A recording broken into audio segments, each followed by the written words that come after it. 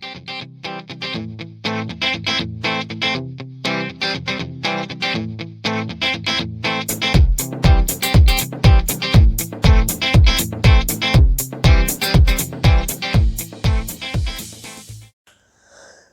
students, myself Bhavik Bhatt and I do teach subject statistics at various level right from HSC to MCOM or you can say CA, Final, Foundation, all level जहाँ पर भी statistics है वहाँ मैं subject ये पढ़ा रहा हूँ। तो यू माइट बी सरप्राइज, आप लोगों को लगेगा कि सर वो many of you might be knowing me, ठीक है, आप में से कई लोगों ने शायद फर्स्ट ईयर में स्टैटिस्टिक्स में मेरे पास पढ़े भी होंगे। तो हो सकता है कि अभी आप लोगों में से ज़्यादातर लोगों को कुछ सरप्राइज हो कि सर ये तो F5 में से TY में कहाँ पर आ गए। सर F5 में स्टैटिस्टिक्स को तो छोड़ के आए थे, अब फिर से कहाँ से आप आ गए भाई। ठीक है बच्चों, मैं आपको बता दूं कि ये जो कंफ्यूजन है वो मैं ही दूर कर देता हूं। देखो TY में आपको कंपलसरी जो सब्जेक्ट्स है उसमें एक सब्जेक्ट है मार्केटिंग रिसर्च 6 सेमेस्टर में, और ये मार्केटिंग रिसर्च में आगे जाके एक यूनिट है सैंपलिंग डिसीजन यूनिट 3 और उसमें एक टॉपिक है सैंपल साइज डिसीजन। सिर्फ ये टॉपिक में पढ़ाने वाला हूं और कुछ नहीं। और क्यों ये मेरे हिसाब से मेरे साथ रेलेवेंस इसका ज्यादा है, तो मैं थोड़ा बैकग्राउंड आपको बता दूं कि मार्केटिंग रिसर्च ये जो वर्ड है वो दो है, मार्केटिंग एंड रिसर्च। देखो मार्केटिंग जब हमारे दिमाग में ये वर्ड आता है या कभी हम सुनते हैं तो इन जनरल हम क्या समझते हैं, जनरली कि कोई भी प्रोडक्ट हो या सर्विसेज हो, ठीक है, उसको हम प्रमोट करें, ठीक है, लोगों को बताए कि ये हमारा प्रोडक्ट है और अच्छा है, इसको मतलब सेल्स प्रमोशन या एडवर्टाइजमेंट को ही हम मार्केटिंग मान के चलते हैं। लेकिन ऐसा नहीं होता है। एक्चुअली मार्केटिंग में मतलब आप लोग तो टेक्निकली ज्यादा साउंड है मार्केटिंग एज अ वर्ड समझने के लिए। तो मार्केटिंग वैसे देखा जाए तो सिर्फ सेल्स प्रमोशन नहीं है। आपको मालूम है कि 4P का कॉन्सेप्ट है, वो सभी आ जाते हैं, प्राइस भी है या प्लेस भी है, ठीक है, प्रमोशन भी है, प्रोडक्ट, ये सब मिला के मार्केटिंग होता है। और इतना नहीं, कंज्यूमर सेटिस्फेक्शन तक, आज 21st सेंचुरी है तो कंज्यूमर से शुरू होता है और कंज्यूमर पर एंड होता है, वो सभी एक्टिविटीज को हम मार्केटिंग बोलते हैं। तो ये मार्केटिंग का जो काम है वो मार्केटिंग को कैसे किया जाए, किस तरीके से किया, उसके जो मैनेजमेंट है वो तो बराबर है, लेकिन इसके साथ साथ एक पॉइंट है रिसर्च। देखो क्या होता है कि मार्केटिंग में रिसर्च का काफी इंपॉर्टेंस है। जैसे कि देखो एक ऐसा एक मैं एग्जांपल ले सकता हूं कि ब्रिटानिया कंपनी की बात करें तो कुछ साल पहले उन्होंने देखा कि इंडिया में लोगों को जो स्वीट्स है, मिठाइयां है, उसमें काजू कतली बहुत पसंद है, बहुत पसंद है। तो ब्रिटानिया ने क्या किया, एक छोटे से सैंपल पर उन्होंने खुद की काजू कतली के बेस पर बिस्किट बनाया जिसमें काजू और ये सब डाल के, और फिर वो किसी छोटे से ग्रुप को दिए कि बोला कि आप इसको टेस्ट करो, कैसा लगता है आप रिव्यू दो और बाद में हम कुछ डिसीजन लेंगे। तो हुआ है कि इन लोगों ने बहुत बुरी तरीके से नकार दिया ये प्रोडक्ट को, क्योंकि लोगों के दिमाग में बिस्किट में काजू कतली आ सकती है ऐसा था ही नहीं। तो फिर उन्होंने सोच दिया कि चलो भाई ये काम नहीं करेंगे, हम अपना बिस्किट जो बना रहे हैं वो ठीक है, इससे आगे नहीं जाएंगे। तो बहुत बड़ा लॉस होने से ये कंपनी बच गई, क्योंकि इन्होंने अपने नए प्रोजेक्ट को लॉन्च करना है या नहीं करना है, मार्केट में वो प्रोडक्ट लेके आना है या नहीं आना है, वो डिसीजन लेने से पहले थोड़ा बहुत रिसर्च किया।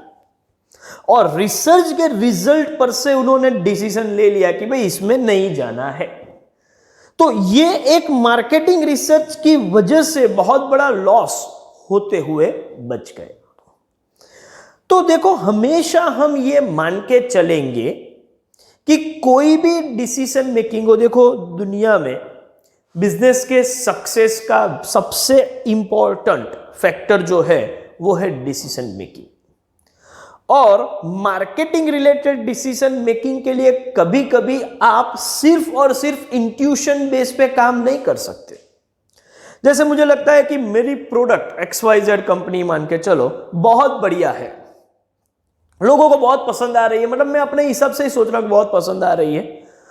और जब मुझे लगा कि बहुत पसंद आ रही है, चलो भाई अभी मैं अपना इसका प्रोडक्शन डबल कर दूं, मैंने डबल कर दिया, मतलब अपने इंट्यूशन या अपने जजमेंट के हिसाब से मैंने ये डिसीजन ले लिया। और हो सकता है कि जो मैंने प्रोडक्शन डबल कर दिया और लोगों ने उसको खरीदना बंद कर दिया। तो मैं तो सोच रहा था कि ये बहुत बिकेगा, लेकिन बिका नहीं। क्यों? क्योंकि मैंने प्रॉपर मार्केट का रिसर्च नहीं किया था, प्रोडक्ट के लिए लोगों का फीडबैक नहीं लिया था, सिर्फ अपने इंट्यूशन पे जा रहा था। तो हो सकता है मैं रॉन्ग डिसीजन पे आ जाऊं, कभी कभी क्लिक हो भी सकता है, लेकिन मैनेजमेंट या बिजनेस में ऐसे इंट्यूशन के बेस पे डिसीजन नहीं लिए जाते। उसके लिए प्रॉपर स्टडी करना पड़ता है, डेटाबेस लेके काम करना पड़ता है, एनालिसिस करना पड़ता है, और फिर किसी वैलिड कंक्लूजन पे आने के बाद डिसीजन लिया जाता है। तो ये प्रोसीजर जो है उसके लिए आपको प्रॉपर रिसर्च करना पड़ता है, और ये जो काम है उसको बोलते हैं मार्केटिंग रिसर्च। तो मार्केटिंग रिसर्च का मतलब क्या है, मैं एक डेफिनेशन लिख रहा हूं कि मार्केटिंग रिसर्च का मतलब क्या है, और उसके हिसाब से उसको थोड़ा हम समझने का ट्राई करेंगे, बाद में ये टॉपिक पर फिर से आ जाएंगे। चलिए देखते हैं। देखो, ये डेफिनेशन है कि marketing research is systematic, haphazard नहीं, systematic gathering, recording and analysis of data. लेकिन कौन सा data? Related to the problem of marketing of goods and services. तो कौन सा data? Data about problem of marketing, marketing से रिलेटेड कोई problem है, उसके डेटा का सिस्टमेटिक गैदरिंग, रिकॉर्डिंग, एनालाइजिंग, ये जो काम करते हैं उसको हम बोलते हैं मार्केटिंग रिसर्च। और अब मैं यहां पर आपको बोलूं कि स्टैटिस्टिक्स जो है वो यही चीज है। स्टैटिस्टिक्स में भी हम क्या करते हैं, किसी भी सब्जेक्ट के लिए या किसी भी पर्पस के लिए हम कुछ ना कुछ पहले डेटा कलेक्ट करते हैं। कलेक्टेड डेटा को प्रॉपरली ऑर्गेनाइज करके प्रेजेंट करते हैं, मतलब वो रिकॉर्डिंग पार्ट भी आ गया। फिर प्रेजेंटेशन के बाद उसको अलग अलग एंगल से एनालाइज करते हैं, हमारे दिमाग में इंक्वायरी का जो पर्पस है वो ध्यान में लेते हुए हम उसको एनालाइज करते हैं, और फाइनली हम इंटरप्रेट करते हैं। तो यही काम डेटा का, न्यूमेरिकल डेटा का जो हम कर रहे हैं, वो मार्केटिंग में भी वही काम कर रहे हैं, मार्केटिंग रिसर्च में भी वही काम कर रहे हैं। तो अल्टीमेटली मैं आपको बताऊं कि मार्केटिंग रिसर्च में जो हम काम करने जा रहे हैं, without the use of statistics ये हम नहीं कर सकते। तो समझ के चलो, मार्केटिंग में स्टैटिस्टिक्स एक टूल की तरह हम यूज करने वाले हैं। और जब स्टैटिस्टिक्स का यूज कर रहे हैं तो ऑब्वियस है कि मेरे जैसे टीचर की जरूरत पड़ेगी आपको। और जब तक इतने टेक्निकल क्वेश्चंस ना हो तब तक बराबर है, लेकिन जब ये पॉइंट टेक्निकल बनेगा तो स्टैटिस्टिक्स के प्रॉपर नॉलेज की जरूरत रहेगी। तो स्टैटिस्टिक्स के साथ मार्केटिंग रिसर्च काफी क्लोजली रिलेटेड है, क्योंकि मार्केटिंग रिसर्च के लिए हम statistics as a tool use करते हैं। अब ये जो स्टैटिस्टिक्स है वो भी दो तरीके के होते हैं। कौन सा दो तरीका मैं बताऊं आपको।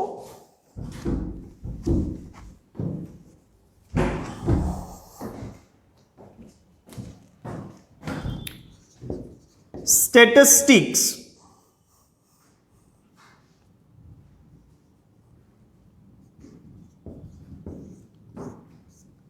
या तो वो डिस्क्रिप्टिव स्टैटिस्टिक्स होगा, स्टैटिस्टिक्स एज अ सब्जेक्ट हम दो ब्रांच में डिवाइड करते हैं, या तो वो इंडक्टिव या जिसका दूसरा नाम है इन्फरेंशियल। डिस्क्रिप्टिव या इंडक्टिव स्टैटिस्टिक्स हो सकता है, और रिसर्च में ज्यादातर यूज जो है वो इंडक्टिव और यू कैन से इन्फरेंशियल स्टैटिस्टिक्स का होता है। फिर वो मार्केटिंग रिसर्च हो या नॉन मार्केटिंग रिसर्च हो, ये इंडक्टिव स्टैटिस्टिक्स का यूज रिसर्च में हमेशा रहेगा। तो हम अभी थोड़ा बैकग्राउंड लेंगे कि ये इंडक्टिव या इन्फरेंशियल स्टैटिस्टिक्स में क्या करते हैं और वो हमारे रिसर्च के साथ या हमारे टॉपिक के साथ कैसे रिलेटेड है। ठीक है, तो एक बार इसका पूरा डिस्कशन समझ लेते हैं कि होता क्या है इंडक्टिव स्टैटिस्टिक्स में। इंडक्टिव स्टैटिस्टिक्स में पूरे मास ऑफ डेटा या आपका जो प्रॉब्लम है रिसर्च प्रॉब्लम, देखो रिसर्च प्रॉब्लम जो होगा मार्केटिंग में, रिसर्च प्रॉब्लम दो टाइप के होते हैं, या तो आइडेंटिफिकेशन का प्रॉब्लम होगा या सॉल्यूशन के लिए प्रॉब्लम होगा। प्रॉब्लम आइडेंटिफाई करो वो भी एक प्रॉब्लम है, ठीक है, और प्रॉब्लम को सॉल्व करो, उसका रिजल्ट दो कि इस तरीके से इसको इसके साथ डील करना चाहिए, ठीक है, तो वो सॉल्यूशन वाला भी प्रॉब्लम। अल्टीमेटली हम क्या करेंगे कि जो भी हमारा एरिया है उसके लिए पूरे मास ऑफ डेटा का स्टडी नहीं कर सकते क्योंकि बहुत बड़ा मास होता है, तो हम क्या करते हैं सैंपल लेते हैं, और सैंपल का स्टडी करने के बाद हम बोलते हैं कि ये पूरे पॉपुलेशन का अल्टीमेटली जनरलाइज करे तो क्या हो सकता है और क्या रिजल्ट है। तो ये जो काम है वो इंडक्टिव स्टैटिस्टिक्स का है, जिसमें सैंपल का स्टडी करके पूरे मास ऑफ डेटा को जज करना होता है, और रिसर्च में ये हमेशा करते हैं। तो उसकी वजह से हमें सैंपल कैसे लिया जाता है, वहां से लेके हम इंटरप्रिटेशन करें, वो सब स्टेप्स जो इंडक्टिव स्टैटिस्टिक्स के हैं वो हमें रिसर्च के लिए मालूम होने चाहिए। और उसमें समझने के लिए थोड़ा आइडिया आपको आ जाए, उसके लिए यहां पर ये सैंपलिंग डिसीजन करके एक यूनिट रखा हुआ है, ये सिलेबस का पार्ट है। उसमें जो हम टॉपिक पढ़ेंगे वो तो सैंपल साइज डिसीजन है, उस पर मैं बाद में आऊंगा, लेकिन ये जो इंडक्टिव स्टैटिस्टिक है वहां से हमारा काम शुरू होता है। तो ये टॉपिक और ये यूनिट के लिए मैं बताऊं कि बैकग्राउंड कहां था वो मैंने आपको डिस्कस कर लिया। चलिए अभी हम थोड़ा आगे बढ़ते हैं।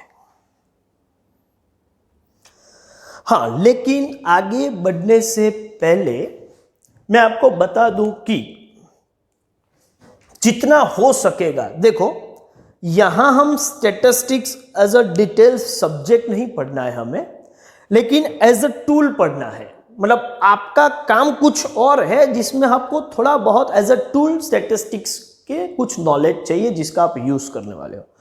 तो मैं जो भी पूरा ये चैप्टर पढ़ाऊंगा उसका डिस्कशन जो है हो सके, जितना हो सके उतना नॉन टेक्निकल रखने का ट्राई करूंगा।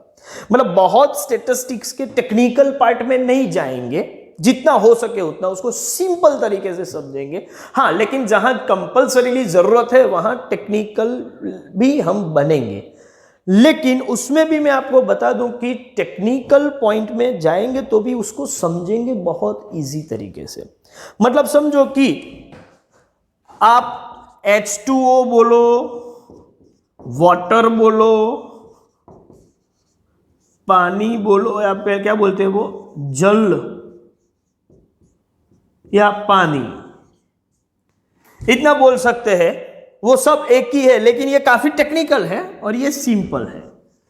तो हम H2O को पानी बना के समझाएंगे और टेक्निकलिटी भी डिस्कस तो करेंगे, तो हमारा पूरा जो एरिया ऑफ डिस्कशन होगा पूरा, ठीक है, वो टेक्निकल पार्ट को भी हम सिंपल तरीके से समझेंगे और उसी लैंग्वेज में मैं आपको समझाऊंगा। चलिए, तो अब हम टॉपिक पे आ जाते हैं, ठीक है। तो ये बैकग्राउंड डिस्कशन यहां पर खत्म होता है और हम टॉपिक को शुरू करने जा रहे हैं।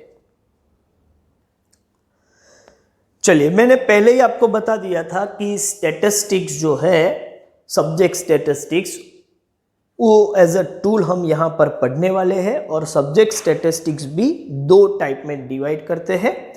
एक कैटेगरी है डिस्क्रिप्टिव स्टैटिस्टिक्स और दूसरी कैटेगरी है इन्फरेंशियल या इंडक्टिव स्टैटिस्टिक्स। रिसर्च में, वेदर इट इज मार्केटिंग और नॉन मार्केटिंग, रिसर्च में इन्फरेंशियल स्टैटिस्टिक्स का यूज होता है। ये अपने दिमाग में, बैकग्राउंड में रखिएगा।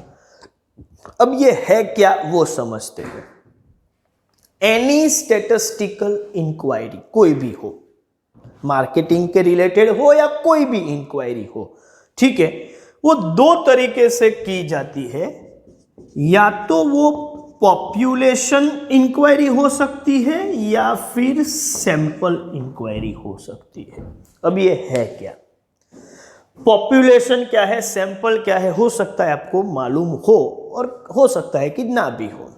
देखो, मैं आपको बताऊं कि whenever any inquiry is conducted, all the units contained in the subject matter of investigation, subject matter of investigation में जितने भी units है, if all these units are examined, मतलब each and every unit of population, population means subject matter of inquiry जो है, उसमें आने वाले हर यूनिट का जो कंबाइंड सेट बनता है वो पॉपुलेशन है।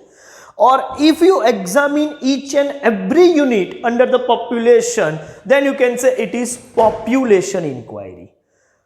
मतलब आपने सब्जेक्ट मैटर के अंदर आने वाला हर यूनिट को आपने चेक किया है, हर एक के पास का डेटा कलेक्ट किया है, you have verified each and every unit under the study, तो उसको बोलते हैं पॉपुलेशन इंक्वायरी या सेंसस सर्वे या पॉपुलेशन सर्वे या कंप्लीट एन्यूमरेशन। ये सब अलग अलग नाम है। कंप्लीट एन्यूमरेशन मतलब हर एक को, हर यूनिट का फुल्ली आपने एग्जामिनेशन किया और ऐसे सभी यूनिट का एग्जामिनेशन किया, इसके उसको कंप्लीट एन्यूमरेशन। तो ये एक टेक्निक काम करती है, लेकिन ज्यादातर ये टेक्निक से क्या होता है, टाइम बहुत जाता है, ठीक है, और लेबर भी बहुत जाता है, फंड कम होता है। तो ऐसी सिचुएशन में, और यूनिट्स जो है वो spreaded over large geographical area में हो, तो इंक्वायरी कंडक्ट करना बहुत डिफिकल्ट बन जाता है। तो ज्यादातर क्या होता है, और रिसर्च में ज्यादातर यही होता है कि पॉपुलेशन के बजाय हम सैंपल की इंक्वायरी करते हैं। सैंपल इंक्वायरी में क्या होता है कि not all the units of population but some of them, few of them are selected as sample, और उसके बाद actual study is conducted on sample itself and certain statistical results are obtained and based on them we try to judge entire population। Study sample का होगा, लेकिन जो judgement होगा, जो inference होगा, जो स्टैटिस्टिकल कंक्लूजन आएगा वो पूरे पॉपुलेशन के लिए आएगा।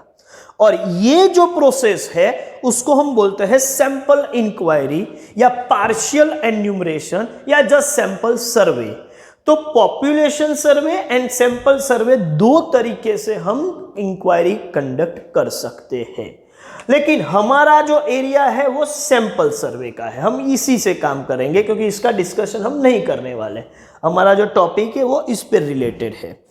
तो सैंपल सर्वे क्या चीज है वो मैं फिर से एक बार लिख दूं यहां पर। दो तरीके का काम है, मतलब दो तरीके से हम इंक्वायरी कंडक्ट कर सकते हैं, पॉपुलेशन से भी या सैंपल से भी।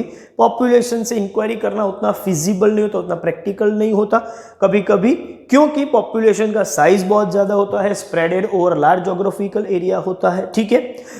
इसमें टाइम, फंड और ये सब की भी लिमिटेशंस होती है।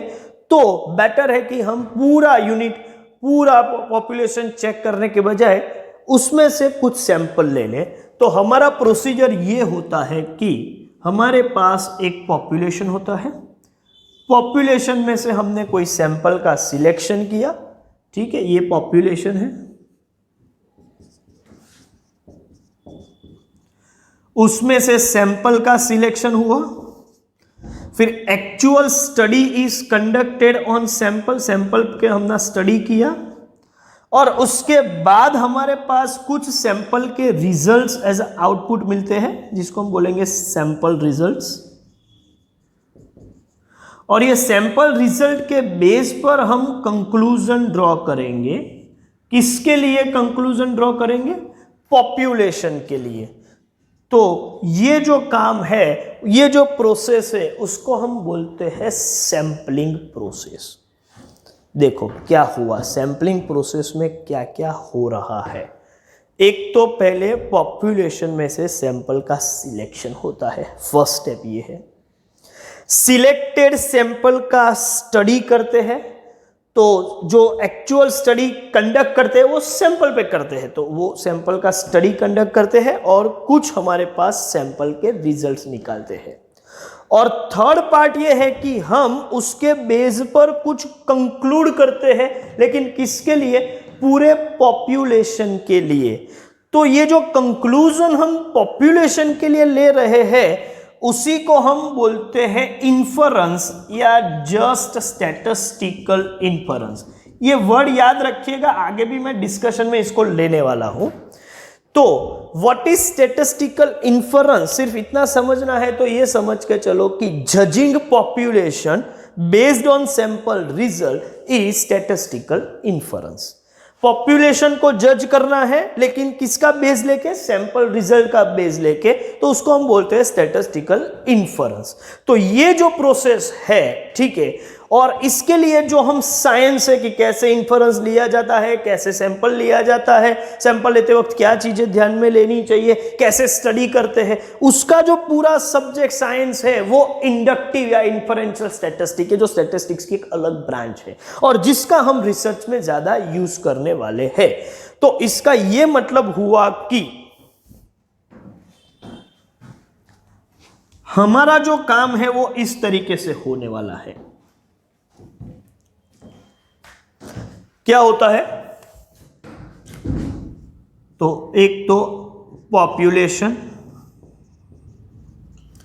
पॉपुलेशन में से हम सिलेक्ट करेंगे क्या भाई? तो आप बोलोगे सैंपल।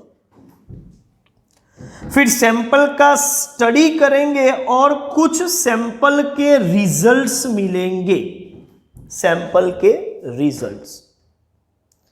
तो पॉपुलेशन पर से सैंपल निकालेंगे, सैंपल का स्टडी करेंगे तो सैंपल के रिजल्ट, जैसे कि सपोज मेरा स्टडी है कि मेरा कंज्यूमर जो है on an average per month कितना, हर कंज्यूमर एवरेजली एक कंज्यूमर पर मंथ मेरी शॉप में से कितना खर्चा करता है, कितना एक्सपेंस वो करता है, वो सपोज मुझे जानना है।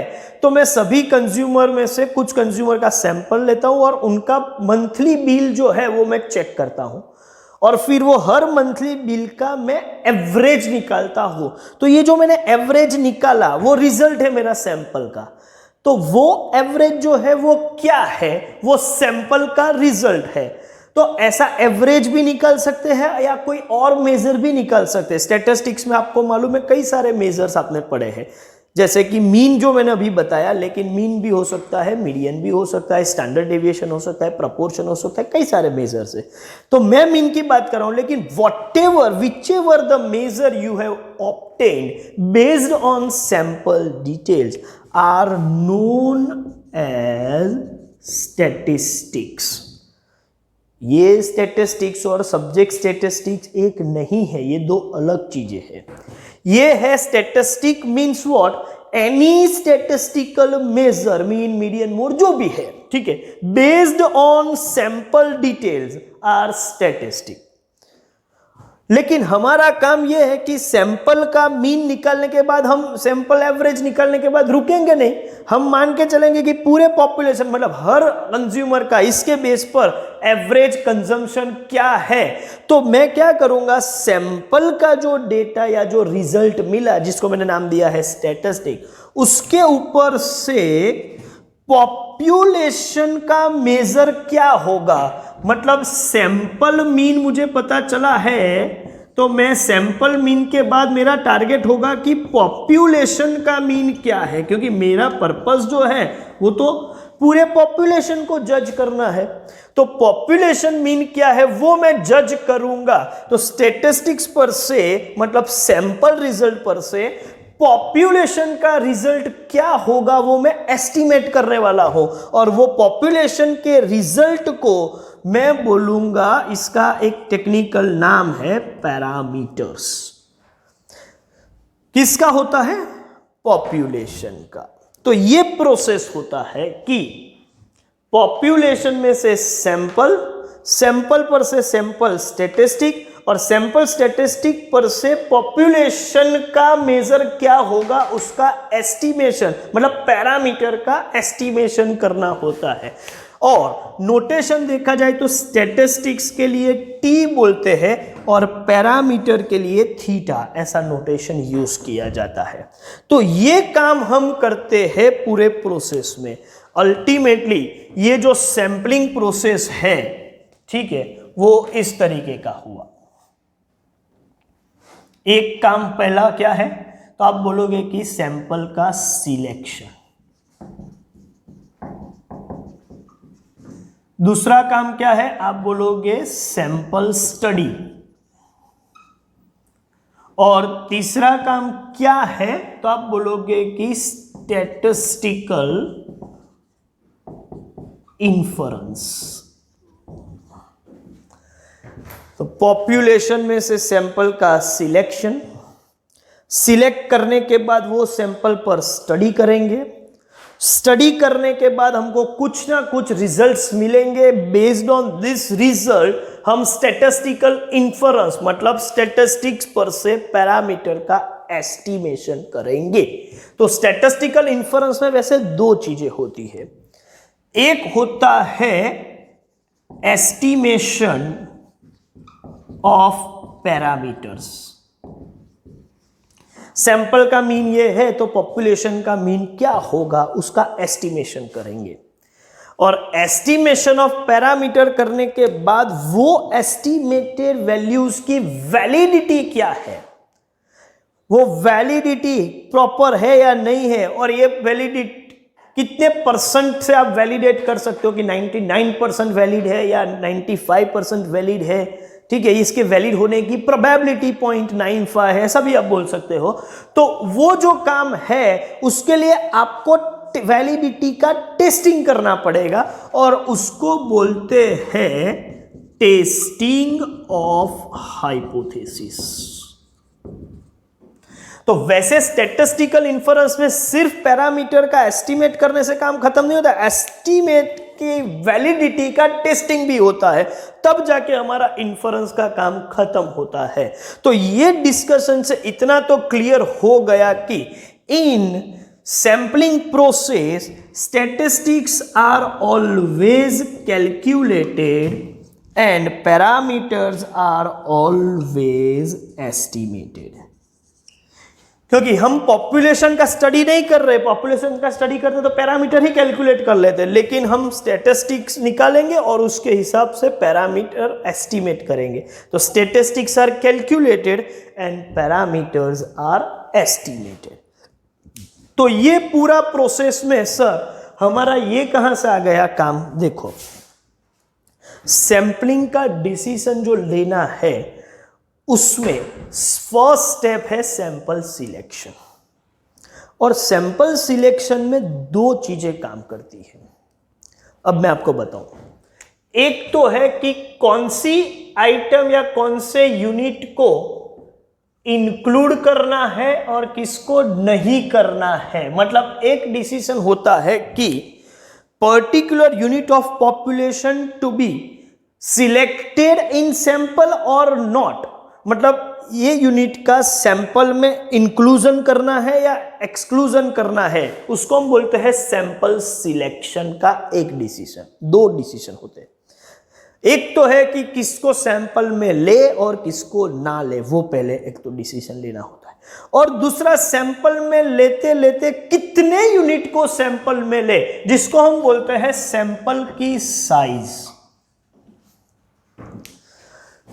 तो सैंपल सिलेक्शन में दो डिसीजन लेने होते हैं और कौन से यूनिट का इंक्लूजन एक्सक्लूजन करना है। अच्छा, वो जो है उसमें भी दो तरीके हैं कि कोई ऐसा रिसर्चर समझे कि इसको लेना चाहिए, इसको नहीं लेना चाहिए, अपने हिसाब से, अपनी सोच के हिसाब से वो ले, तो वो बोल सकते हैं कि बायसनेस आ जाता है, ठीक है। या उसके पर्सनल जजमेंट के हिसाब से किसी को सैंपल में लिया है, किसी को नहीं लिया है, तो हो सकता है कि ऐसे स्टडी आपको परफेक्ट रिजल्ट ना दो। तो उसके लिए इन्होंने एक ऐसा सिस्टम बनाया कि ये काम कर दो, छोड़ दो, इसको हम सिलेक्टिव नहीं बनाएंगे लेकिन रैंडम रखेंगे, किसी को भी सिलेक्ट करेंगे। तो इसका एक ऑप्शन ये भी है कि इंक्लूजन एक्सक्लूजन पूरा कंट्रोल रिसर्चर के हाथ में नहीं रहेगा, लेकिन रैंडमली हम सिलेक्ट करेंगे, मतलब चांस के हाथ में रहेगा, ऐसा मान के चलो। तो ये एक टेक्निक से वो बायसनेस रिमूव हो जाती है। लेकिन उसके साथ साथ साइज का डिसीजन तो रिसर्चर को लेना पड़ेगा। देखो क्या होता है, सपोज हमने अपनी प्रोडक्ट लोगों को अच्छी लगती या नहीं लगती है, वो पूछने के लिए हमने कई लोगों को बोला कि हमारे कई सारे कस्टमर्स में से मान के चलो कि 500 कस्टमर्स को मैंने बुलाए और उनको पूछा, एक फीडबैक फॉर्म दिया कि आप अपनी ये प्रोडक्ट के लिए आप अपना ओपिनियन दीजिए। तो इनमें से मुझे पता चला कि 500 में से 400 ऐसा बोल रहे हैं कि ये प्रोडक्ट से हम सेटिस्फाइड है।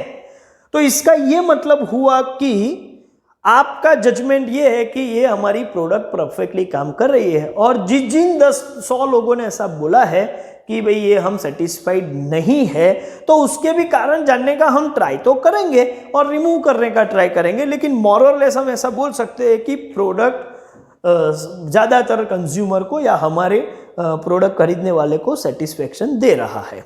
तो ये हम कंक्लूजन निकाल सकते हैं। यदि मैंने यही काम 5 लोगों को लेके किया है और 5 में से 3 ने बोला कि प्रोडक्ट अच्छी और 2 ने बोला अच्छी नहीं है, तो मैं मान लूंगा कि भाई चलो मेजोरिटी तो अच्छी बोल रहे हैं, मतलब पूरा नहीं। ये डिसीजन रिस्की होगा क्योंकि सैंपल का साइज बहुत कम है।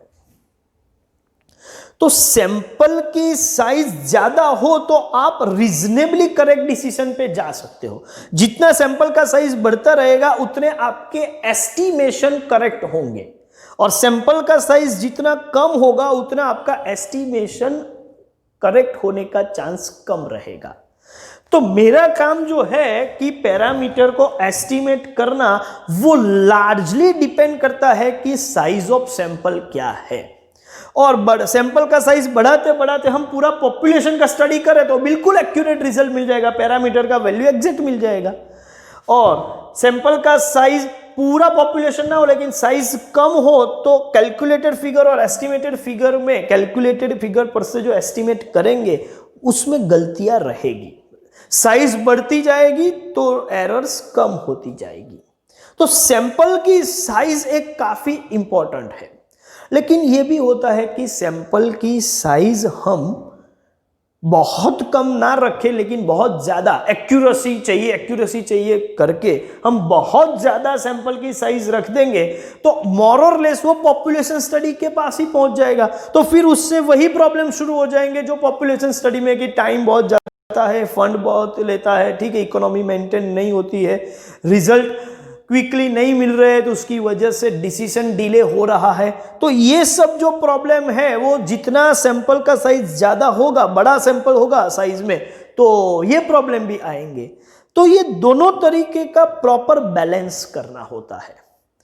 तो सैंपल का साइज बहुत कम भी नहीं होना चाहिए और बहुत ज्यादा भी नहीं होना चाहिए। एक्चुअली सैंपल का साइज रीजनेबल होना चाहिए।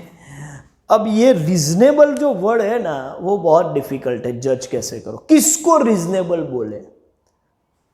500 को रीजनेबल बोले, 1000 को रीजनेबल बोले, 1 लाख को रीजनेबल बोले, वो डिपेंड करता है कि पॉपुलेशन की साइज क्या है, ठीक है, आप कितनी तरीके से उसको सैंपल लेने में आपको कन्वीनियंस कितना है, ये सब कई सारी चीजें ध्यान में लेके आपको रीजनेबल साइज क्या है वो डिटरमाइन करना होता है। तो सैंपल साइज का डिसीजन जो है वो लेना जरूरी है, और वही काम हम ये टॉपिक में करने वाले हैं कि सैंपल का साइज क्या होना चाहिए। और इसको मैं थोड़ा आगे ले जाऊं तो सैंपल का साइज बहुत ज्यादा भी नहीं होना चाहिए, बहुत कम भी नहीं होना चाहिए, और कितना होना चाहिए तो रीजनेबल होना चाहिए। किसको रीजनेबल बोलेंगे तो उसको डिटरमाइन करने के लिए हमारे पास जो भी फैक्टर्स हम सोचेंगे उसको दो कैटेगरी में डिवाइड करते हैं। एक है क्वालिटेटिव कंसीडरेशन और एक है क्वांटिटेटिव कंसीडरेशन। तो सैंपल साइज डिटरमाइन करने के लिए भी हमारे पास दो टाइप के फैक्टर्स होते हैं जिनको सोच के हम ये काम करेंगे। तो कुछ कंसीडरेशन है क्वालिटेटिव और कुछ है क्वांटिटेटिव। जो क्वालिटेटिव कंसीडरेशन है वो person to person, researcher to researcher, investigator to investigator change होते रहेंगे और उस हिसाब से जाएंगे। इसमें पर्सनल बायस होने का बहुत ज्यादा चांस है। तो वैसे भी हम क्वालिटेटिव कंसीडरेशंस को समझने नहीं वाले हैं। हमारे लिए आज हमारा ये जो टॉपिक है, ये वीडियो लेक्चर में डिस्कस करूंगा, वो क्वांटिटेटिव कंसीडरेशन है। तो क्वांटिटेटिव कंसीडरेशंस क्या है, ठीक है, कैसे सैंपल का साइज डिटरमाइन होता है, ये सब हम ये टॉपिक में पढ़ेंगे आज ये वीडियो लेक्चर में। लेकिन मैं आपको बता दूं कि इसका पूरा डिटेल लेने से पहले कुछ ऐसी चीजें हैं जो आपको पहले समझ लेनी चाहिए। ऑफ कोर्स हमारा काम तो यही है, सैंपल साइज डिसीजन ही लेना है कि सैंपल का क्या साइज रखें, लेकिन उसके लिए थोड़ा बैकग्राउंड भी डिस्कशन करना पड़ेगा ये समझने के लिए, क्योंकि सैंपल साइज बहुत इंपॉर्टेंट पार्ट है, ठीक है, क्योंकि एस्टिमेशन ऑफ पैरामीटर में भी उसका रोल होता है, ठीक है, कन्वीनियंस में भी उसका रोल होता है। तो ये सब देख के जरूरी है। लेकिन सीधा मैं सैंपल साइज इस तरीके से डिटरमाइन कर लो, ये फॉर्मूला, ऐसा नहीं बता सकता। उसके लिए मुझे आपको थोड़ा और बैकग्राउंड डिस्कशन बताना पड़ेगा, करना पड़ेगा हम लोगों को, ठीक है।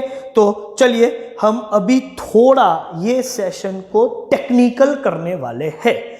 तो अभी टेक्निकल पार्ट पे आगे बढ़ते हैं। दूसरी एक चीज मैं आपको बता दूं, हो सकता है कि ये वीडियो बहुत लंबा हो जाए, और ये वीडियो बहुत लंबा हो रहा है तो आप अपने हिसाब से देखो, मैं तो लंबा लेक्चर लेने के लिए हैबिचुएटेड हूँ, लेकिन आपको ऐसा लगे कि बस बहुत हो गया तो आप थोड़ा थोड़ा बीच बीच में पॉज ले लीजिएगा और आराम से बाद में ये वीडियो देखो अपनी कन्वीनियंस के हिसाब से, लेकिन पूरा ध्यान से समझ के आपको काम करना है, ठीक है। चलिए आगे बढ़ते हैं।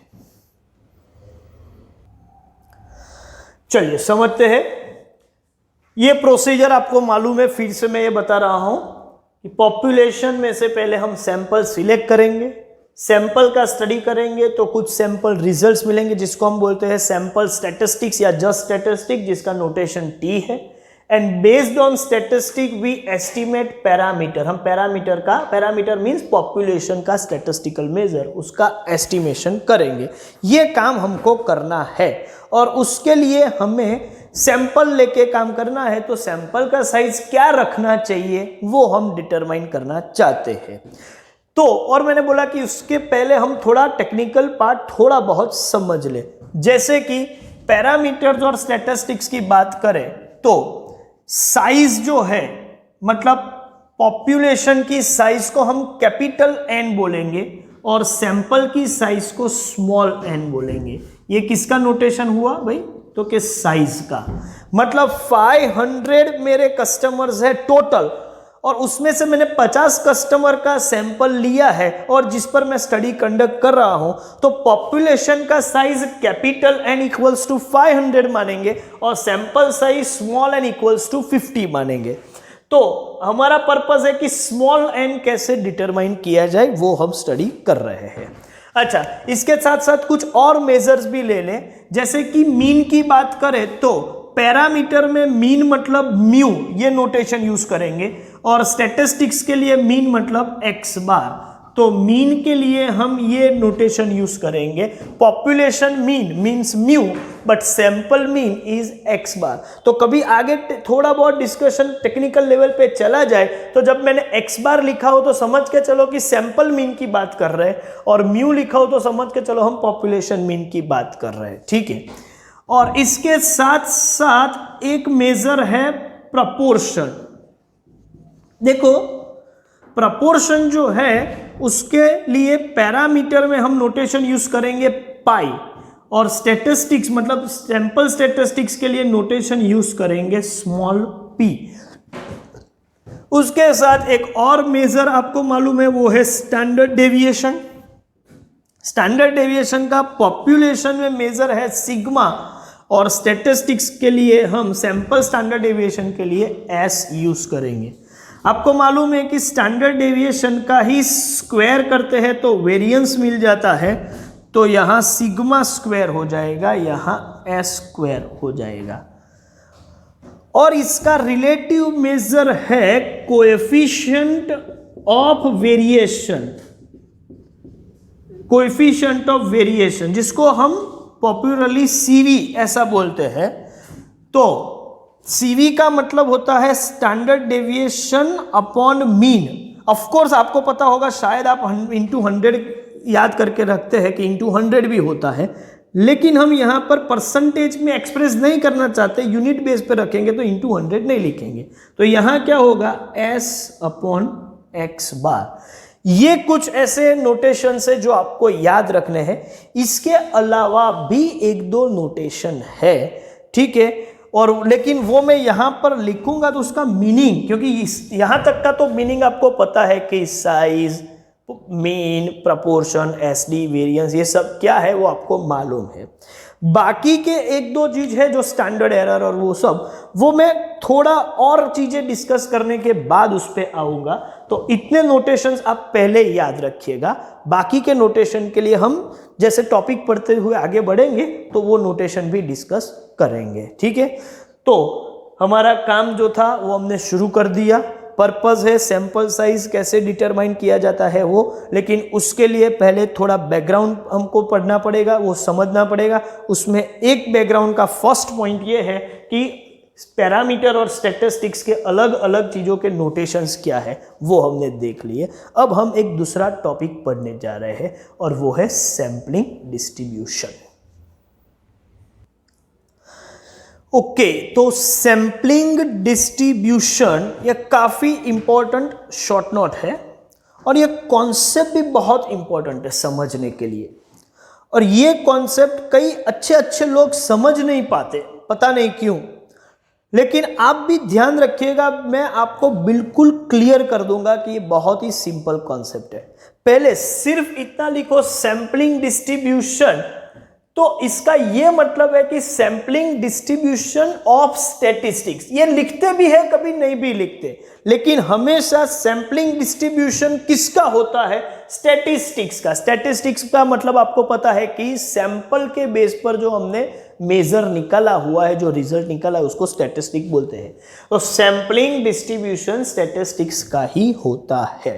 ओके, चलिए सैम्पलिंग डिस्ट्रीब्यूशन को समझने से पहले हम फ्रीक्वेंसी डिस्ट्रीब्यूशन क्या है या प्रोबेबिलिटी डिस्ट्रीब्यूशन क्या है वो आपको मालूम है, वही काम से शुरू करते हैं। जैसे कि मान के चलो, हम सिंपल सा एग्जांपल लेंगे कि हमारे पॉपुलेशन में 5 यूनिट है जिसका नाम है 1 2 3 4 5, या इसकी वैल्यूज जो है वो 1 2 3 4 5 है। 5 में से मुझे 2 यूनिट का सैंपल लेना है, 2 यूनिट का सैंपल लेना है। तो कितने पॉसिबल सैंपल हो सकते हैं? पॉसिबल सैंपल, तो आप बोलोगे कि या तो आप 1 और 2 ले लो, या तो 1 3, या तो 1 4, या तो 1 5। 1 के साथ बाकी की जितनी पॉसिबल पेयर है 1 2 1 3 1 4 1 5, ऐसे ही 2 3 2 4 2 5, ऐसे ही 3 4 3 5, और लास्ट में 4 5। कोई बोलेगा सर 2 1 नहीं हो सकता। देखो 1 और 2 को सैंपल में ले लिया, इसका मतलब 1 और 2 लो या 2 और, यहां ऑर्डर का कोई भी हो सकता है, अल्टीमेटली 1 और 2 को हमने सैंपल में लिया हुआ है। तो 1 2 and 2 1 are two different things? No, they are same thing. तो इसकी वजह से हम ये काम नहीं। कितने सैंपल हुए? आप बोलोगे सर सैंपल नंबर में लिख दो, सैंपल नंबर 1 2 3 4 5 6 7 8 9 एंड 10।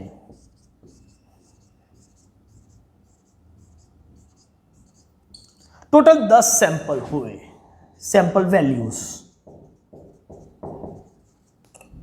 ये 10 सैंपल हुए। वैसे मैं आपको बता दूं कि इसका ये फॉर्मूला है NCN, मतलब 5 में से 2 का सिलेक्शन। 5C2 आप सभी ने कॉम्बिनेशन पढ़ा हुआ है, जिसका ये मतलब होता है 5 फैक्टोरियल 2 फैक्टोरियल 5 माइनस 2 3 फैक्टोरियल। और जब मैं इसको सॉल्व करूं 5 into 4 into 3 factorial upon 2 into 3 factorial, ये कैंसल हो जाएगा, 5 4 सा 20 डिवाइड बाई 2, तो 10 पॉसिबल सैंपल है। ये 5 में से 2 की साइज के सैंपल हो तो भी 10 सैंपल पॉसिबल है। ठीक है, आपको स्टडी मटेरियल में जो एग्जांपल लिया हुआ है उसमें 20 है, कैपिटल N 20 है,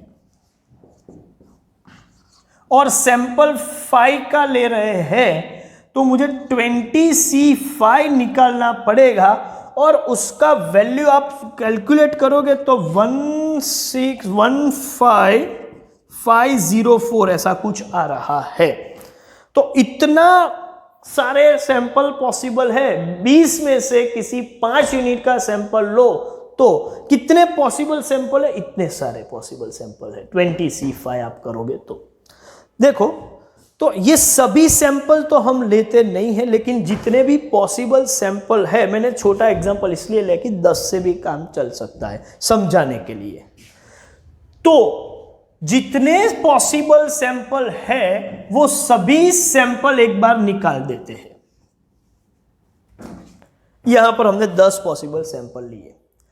अब मेरा टारगेट क्या है? हो सकता है कि मुझे सैंपल के हिसाब से पॉपुलेशन का मीन निकालना हो, या पॉपुलेशन का वेरिएंस निकालना हो, या पॉपुलेशन का स्टैंडर्ड डेविएशन, या पॉपुलेशन का कुछ भी मुझे करना है। मेरा टारगेट क्या है? तो हम पूरे स्टडी में हम पढ़ेंगे, या तो हमारा टारगेट मीन का होगा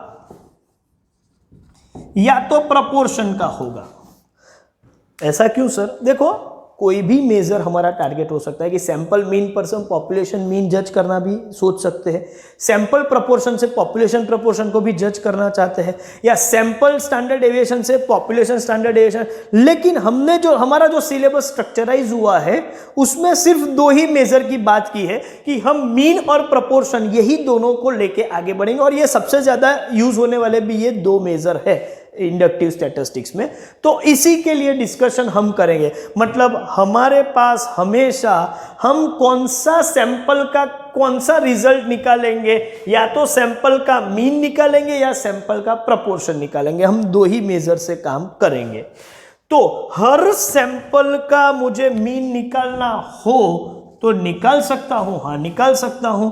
जैसे कि सैंपल 1 का मीन को मैं बोलूं x बार 1, सैंपल 2 का मीन तो x बार 2, सैंपल 3 का मीन x बार 3, ऐसे x बार 10 सैंपल है तो हर सैंपल का मैं मीन निकाल सकता हूं।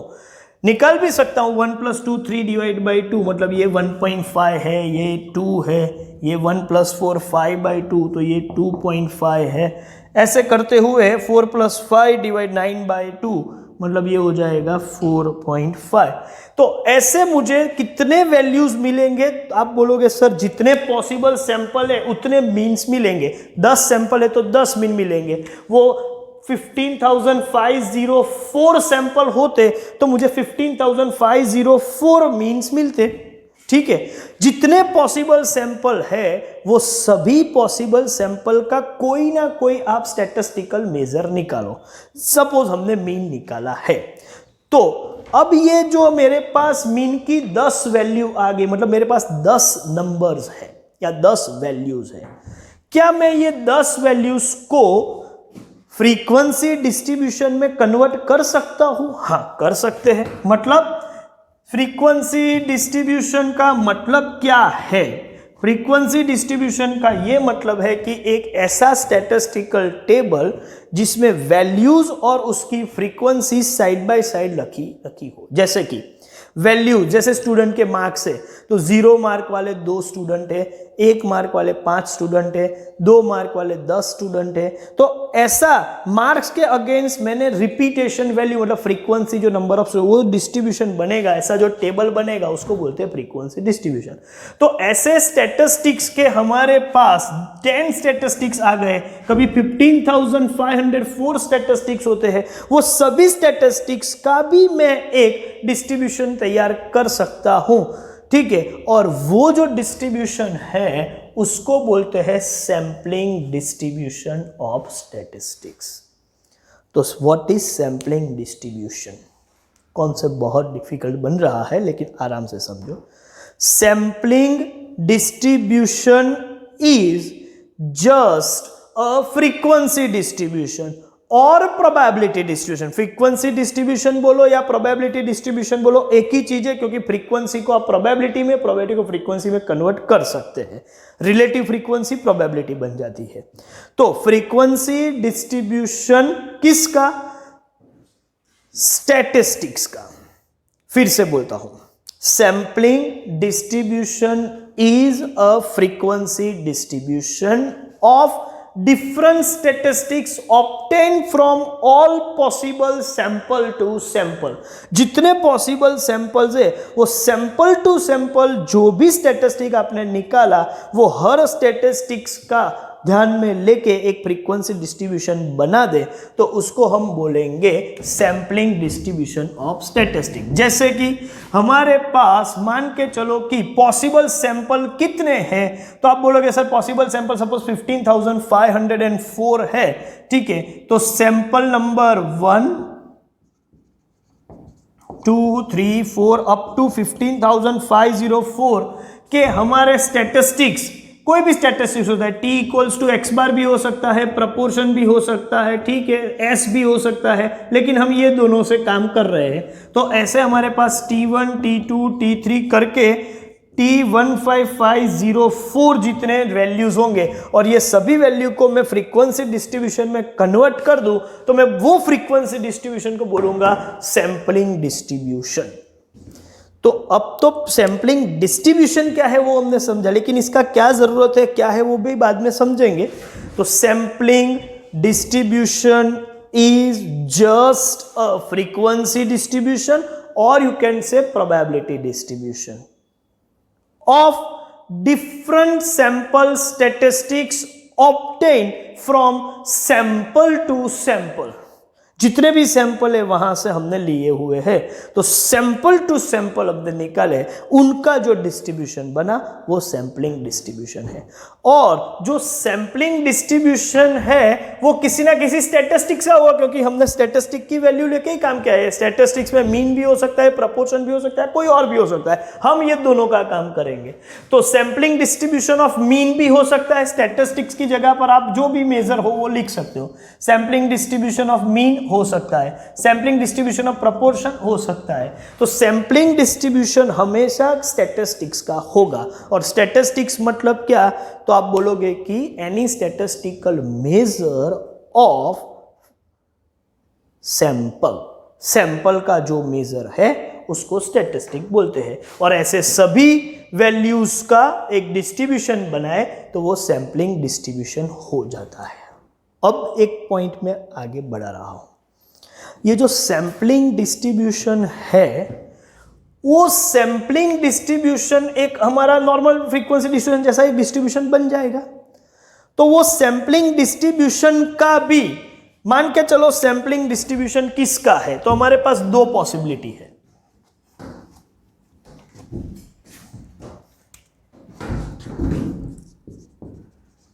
सैंपलिंग डिस्ट्रीब्यूशन ऑफ स्टैटिस्टिक्स का भी मैं, वो डिस्ट्रीब्यूशन का भी मैं मीन प्रपोर्शन या स्टैंडर्ड डेविएशन निकाल सकता हूं। देखो स्टैटिस्टिक्स की बात नहीं कर रहा हूं, स्टैटिस्टिक्स में मीन प्रपोर्शन हो सकता है। Suppose sampling distribution of mean है, मतलब t इक्वल्स टू x बार है, तो सभी x बार का भी एक डिस्ट्रीब्यूशन बनेगा, उनका भी मैं मीन निकाल सकता हूं, उनका भी प्रपोर्शन और उनका स्टैंडर्ड डेविएशन निकाल सकता हूं। तो अब टेक्निकल पॉइंट थोड़ा डिफिकल्ट बन सकता है, आप ध्यान से समझिएगा कि सैंपलिंग डिस्ट्रीब्यूशन का जो स्टैंडर्ड डेविएशन है, सैंपलिंग डिस्ट्रीब्यूशन मीन का हो या प्रपोर्शन का हो, किसी का भी हो, लेकिन सैंपलिंग डिस्ट्रीब्यूशन का जो स्टैंडर्ड डेविएशन है, ठीक है, उसको बोलते हैं स्टैंडर्ड एरर। सैंपलिंग डिस्ट्रीब्यूशन का standard deviation is standard error. अब हमारा सैंपलिंग डिस्ट्रीब्यूशन या तो मीन का होगा या तो प्रपोर्शन का होगा, तो हमारे लिए स्टैंडर्ड एरर दो है। स्टैंडर्ड एरर ऑफ मीन भी हो सकता है या स्टैंडर्ड एरर ऑफ प्रपोर्शन भी हो सकता है। वैसे हम ये दोनों स्टैटिस्टिक की बात कर रहे हैं उसकी वजह से। Standard deviation of sampling distribution is standard error. अब सैंपलिंग डिस्ट्रीब्यूशन मीन का हो तो स्टैंडर्ड एरर ऑफ x बार मिलेगा, सैंपलिंग डिस्ट्रीब्यूशन प्रपोर्शन का हो तो स्टैंडर्ड एरर ऑफ प्रपोर्शन मिलेगा। देखो standard deviation and standard error में मिक्सअप मत करना। स्टैंडर्ड डेविएशन जो है वो अलग चीज है। स्टैंडर्ड डेविएशन है वो तो आपके डेटा का स्टैंडर्ड डेविएशन जो है वो, सैंपल डेटा का भी स्टैंडर्ड डेविएशन हो सकता है, लेकिन उसके सैंपलिंग डिस्ट्रीब्यूशन का स्टैंडर्ड डेविएशन है वो स्टैंडर्ड एरर है। तो ओरिजिनल डेटा का स्टैंडर्ड डेविएशन स्टैंडर्ड डेविएशन है, और डेटा के सैंपल का स्टैटिस्टिक्स निकालो और सभी स्टैटिस्टिक्स वाले डिस्ट्रीब्यूशन मतलब सैंपलिंग डिस्ट्रीब्यूशन का स्टैंडर्ड डेविएशन है वो स्टैंडर्ड एरर है। तो ओरिजिनल डिस्ट्रीब्यूशन का स्टैंडर्ड डेविएशन स्टैंडर्ड डेविएशन है, सैंपलिंग डिस्ट्रीब्यूशन का स्टैंडर्ड डेविएशन स्टैंडर्ड एरर है। और हम सिर्फ दो सैंपलिंग डिस्ट्रीब्यूशन पढ़ने वाले हैं। सैंपलिंग डिस्ट्रीब्यूशन ऑफ मीन हो सकता है, सैंपलिंग डिस्ट्रीब्यूशन प्रपोर्शन होता है, तो स्टैंडर्ड एरर भी मीन का या प्रपोर्शन का हो सकता है। अब ये स्टैंडर्ड डेविएशन को छोड़े स्टैंडर्ड एरर को, तो आपको पूछा जाए कि आपको स्टैंडर्ड एरर निकालना है तो आप क्या करोगे? आप बोलोगे सर स्टैंडर्ड एरर निकालना हो तो हम पहले एक तो स्टैटिस्टिक्स, अभी स्टैटिस्टिक्स से एक सैंपलिंग डिस्ट्रीब्यूशन बनाएंगे, फिर सैंपलिंग डिस्ट्रीब्यूशन का हम स्टैंडर्ड डेविएशन ढूंढ लेंगे, बराबर है। तो 15,504 सभी सैंपल प्रैक्टिकली निकाले जा सकते? नहीं निकाले जा सकते। तो सभी सैंपल नहीं निकालेंगे, ठीक है, तो फिर डिस्ट्रीब्यूशन भी डिजाइन नहीं होगा, और डिस्ट्रीब्यूशन डिजाइन नहीं होगा तो स्टैंडर्ड एरर कहां से डिजाइन होगा? बराबर है, तो प्रॉब्लम हो जाए। लेकिन ये डिफाइन करने के लिए, समझने के लिए, लेकिन ये लोगों ने, एक्सपर्ट लोगों ने एक ऐसा फॉर्मूला डिजाइन किया हुआ है कि आप एक्चुअली पूरा कैलकुलेट करने के बाद स्टैंडर्ड डेविएशन निकाल के स्टैंडर्ड एरर बनाओ, या फिर एक फॉर्मूला से जाओ तो भी आपको स्टैंडर्ड एरर मिलेगा, और वो पूरा स्ट्रक्चराइज करे बिना डायरेक्टली। वो क्या है तो मैं आपको बता दूं कि standard error x bar and standard error proportion का रेडीमेड फॉर्मूला है, और वो रेडीमेड फॉर्मूला जो है, ठीक है, वो फॉर्मूला एग्जैक्टली उस हिसाब से आप आंसर निकालो या पूरा डिस्ट्रीब्यूशन डिजाइन करके स्टैंडर्ड डेविएशन निकालो, वो सेम होगा। तो अब हमें हर बार पूरा डिस्ट्रीब्यूशन, सैंपलिंग डिस्ट्रीब्यूशन डिजाइन करने की जरूरत नहीं है, और वो पॉसिबल भी नहीं है। उससे तो अच्छा है कि हम पूरे पॉपुलेशन का स्टडी कर दें, क्योंकि 20 यूनिट का स्टडी करने के लिए 15,504 सैंपल निकालो, उससे तो बेटर है कि पूरे 20 यूनिट में से 5 यूनिट का सैंपल ही क्यों लो, 20 यूनिट का ही स्टडी कर दो। तो प्रैक्टिकली कभी भी सभी सैंपल लिए नहीं जाते, किसी एक सैंपल से काम करते हैं, लेकिन स्टैंडर्ड एरर का यूज उसमें करना होता है एस्टिमेशन में। उसके लिए हमें पूरा डिस्ट्रीब्यूशन चाहिए, लेकिन फॉर्मूला हो तो वो डिस्ट्रीब्यूशन की जरूरत नहीं है, तो हमें सभी सैंपल निकालने की भी जरूरत नहीं है, कोई एक सैंपल से काम करेंगे और स्टैंडर्ड एरर रेडीमेड फॉर्मूला का यूज करके हम निकाल देंगे। तो स्टैंडर्ड एरर जो है उसका फॉर्मूला क्या है? आप बोलोगे s/√n, और इसके लिए क्या है तो आप बोलोगे P1 माइनस P, ठीक है, डिवाइड बाय n। लेकिन ये क्या है, कैसे है, उसमें मैंने बोला ना कि हो सके उतना हम कम टेक्निकल रहेंगे, कुछ रिजल्ट हम रेडीमेड यूज करने वाले हैं। मैं ये प्रूव कर सकता हूं पूरा एग्जांपल लेके कि हाँ यही होता है, लेकिन उसकी जरूरत नहीं है। आपको कितना याद रखना है, पहले तो सैम्पलिंग डिस्ट्रीब्यूशन क्या है। वो सैम्पलिंग डिस्ट्रीब्यूशन क्या है, तो आप बोलोगे कि सैम्पलिंग डिस्ट्रीब्यूशन हमेशा कोई ना कोई स्टैटिस्टिक्स का होता है, ठीक है। इट इज अ प्रोबेबिलिटी और you can say frequency distribution of all the possible statistics obtain from sample to sample. किसी भी स्टैटिस्टिक का, मीन का भी हो सकता है, प्रोपोर्शन का भी हो सकता है। सैम्पलिंग डिस्ट्रीब्यूशन का स्टैंडर्ड डेविएशन स्टैंडर्ड एरर होता है। स्टैंडर्ड एरर मीन का भी हो सकता है, प्रोपोर्शन का भी हो सकता है। उसकी क्या फॉर्मूला है, ये रही, लेकिन इसके आगे भी हम बढ़ेंगे और फिर से भी इसको हम देखने वाले हैं।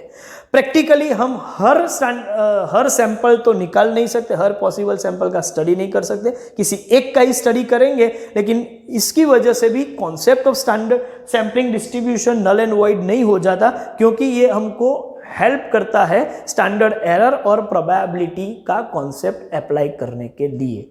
तो यहां तक हमारा जो डिस्कशन है वो थोड़ा ज़्यादा भी टेक्निकल हुआ है, लेकिन इतनी ज़रूरत थी उसकी वजह से। अब ये जो सैम्पलिंग डिस्ट्रीब्यूशन हमने समझा है उसकी कुछ पेक्युलरिटीज भी देख लेते हैं, ठीक है। तो ये काफ़ी काम लगेगा, वन बाय वन उसको भी डिस्कस करते हैं। चलिए, सैम्पलिंग डिस्ट्रीब्यूशन ऑफ स्टैटिस्टिक्स। वैसे सिर्फ सैम्पलिंग डिस्ट्रीब्यूशन बोले तो भी हम वही समझेंगे, ठीक है। और स्टैटिस्टिक्स में या तो सैम्पलिंग डिस्ट्रीब्यूशन ऑफ मीन होगा या तो वो प्रपोर्शन का होगा, क्योंकि हम यही दोनों को पढ़ रहे हैं। तो पहले लेते हैं सैम्पलिंग डिस्ट्रीब्यूशन ऑफ मीन जो है, सैम्पलिंग डिस्ट्रीब्यूशन ऑफ मीन, ये हमेशा नॉर्मल डिस्ट्रीब्यूशन को फॉलो करेगा। मीन का sampling distribution, that means what, her sample का आपने मीन लिया और वो हर मीन को आपने फ्रीक्वेंसी डिस्ट्रीब्यूशन में कन्वर्ट कर दिया, तो जो डिस्ट्रीब्यूशन बना उसको बोलते हैं सैम्पलिंग डिस्ट्रीब्यूशन ऑफ मीन। और ये सैम्पलिंग डिस्ट्रीब्यूशन हमेशा नॉर्मल डिस्ट्रीब्यूशन ही होगा। Sampling distribution of mean is always normal. अब नॉर्मल का मतलब क्या है वो आपको मालूम है, वो नॉर्मल कर्व आप ड्रॉ करते थे प्रोबेबिलिटी के, ठीक है। तो ये इस पैटर्न को फॉलो करने वाला, परफेक्ट बेल शेप कर्व बनाने वाला डिस्ट्रीब्यूशन होगा। ये डिस्ट्रीब्यूशन को आप कर्व में कन्वर्ट करो तो आपको ऐसा perfect bell shape curve symmetrical मिलेगा, ठीक है। इसको बोलते हैं नॉर्मल कर्व। तो नॉर्मल डिस्ट्रीब्यूशन ही होगा, वो गारंटी समझ के चलो। किसका?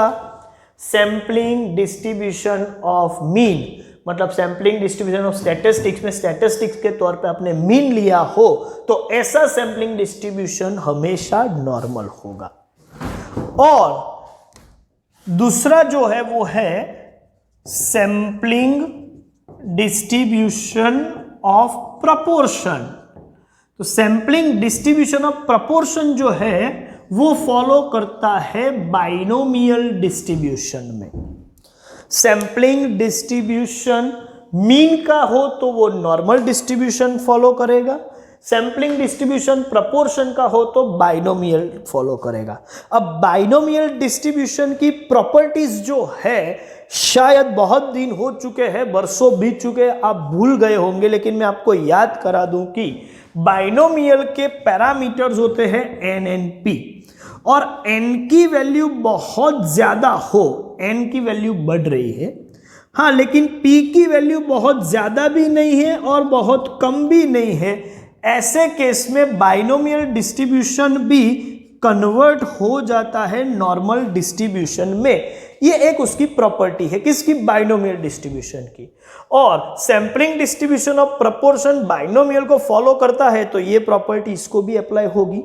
और उसकी वजह से मैं आपको बता दूं कि जब सैंपल का साइज मतलब n यदि 30 से ज्यादा है या 30 भी मान के चलो तो उसको बोलते हैं लार्ज सैंपल। और आप समझ के चलो कि 30 साइज है सैंपल की, तो पॉसिबल सैंपल तो कितने हो सकते हैं? 20 में से 5 में भी 15,504 सैंपल्स होते थे, तो 20 में से 5 यूनिट का लो तो 30 यूनिट के सैंपल ले तो कितने सारे पॉसिबल सैंपल बन सकते हैं। सपोज 100 में से 30 लेने हैं या 1000 में से 30 लेने हैं तो पॉसिबल सैंपल बहुत हो जाते हैं। तो उसका जो डिस्ट्रीब्यूशन है, ठीक है, उसमें ऐसे डिस्ट्रीब्यूशन में नंबर ऑफ ट्रायल्स बहुत बढ़ जाते हैं, तो ऐसे केस में वो बाइनोमियल के बजाय वो भी अल्टीमेटली क्या हो जाएगा, नॉर्मल में ही कन्वर्ट हो जाएगा। तो बाय डिफॉल्ट हम ऐसा बोल सकते हैं कि sampling distribution of proportion is binomial, लेकिन सैंपल का साइज 30 या उससे ज्यादा है, मतलब लार्ज सैंपल है। अच्छा 30 ही क्यों?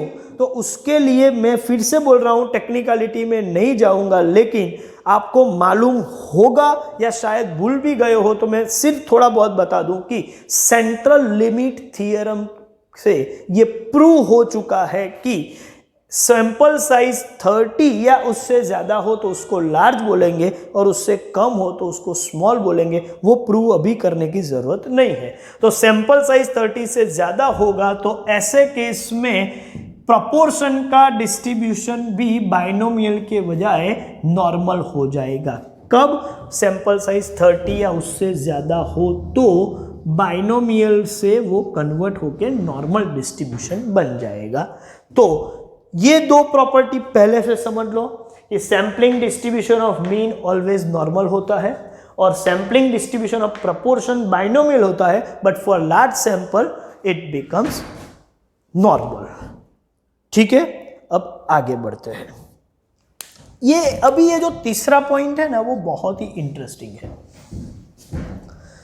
देखो, मैं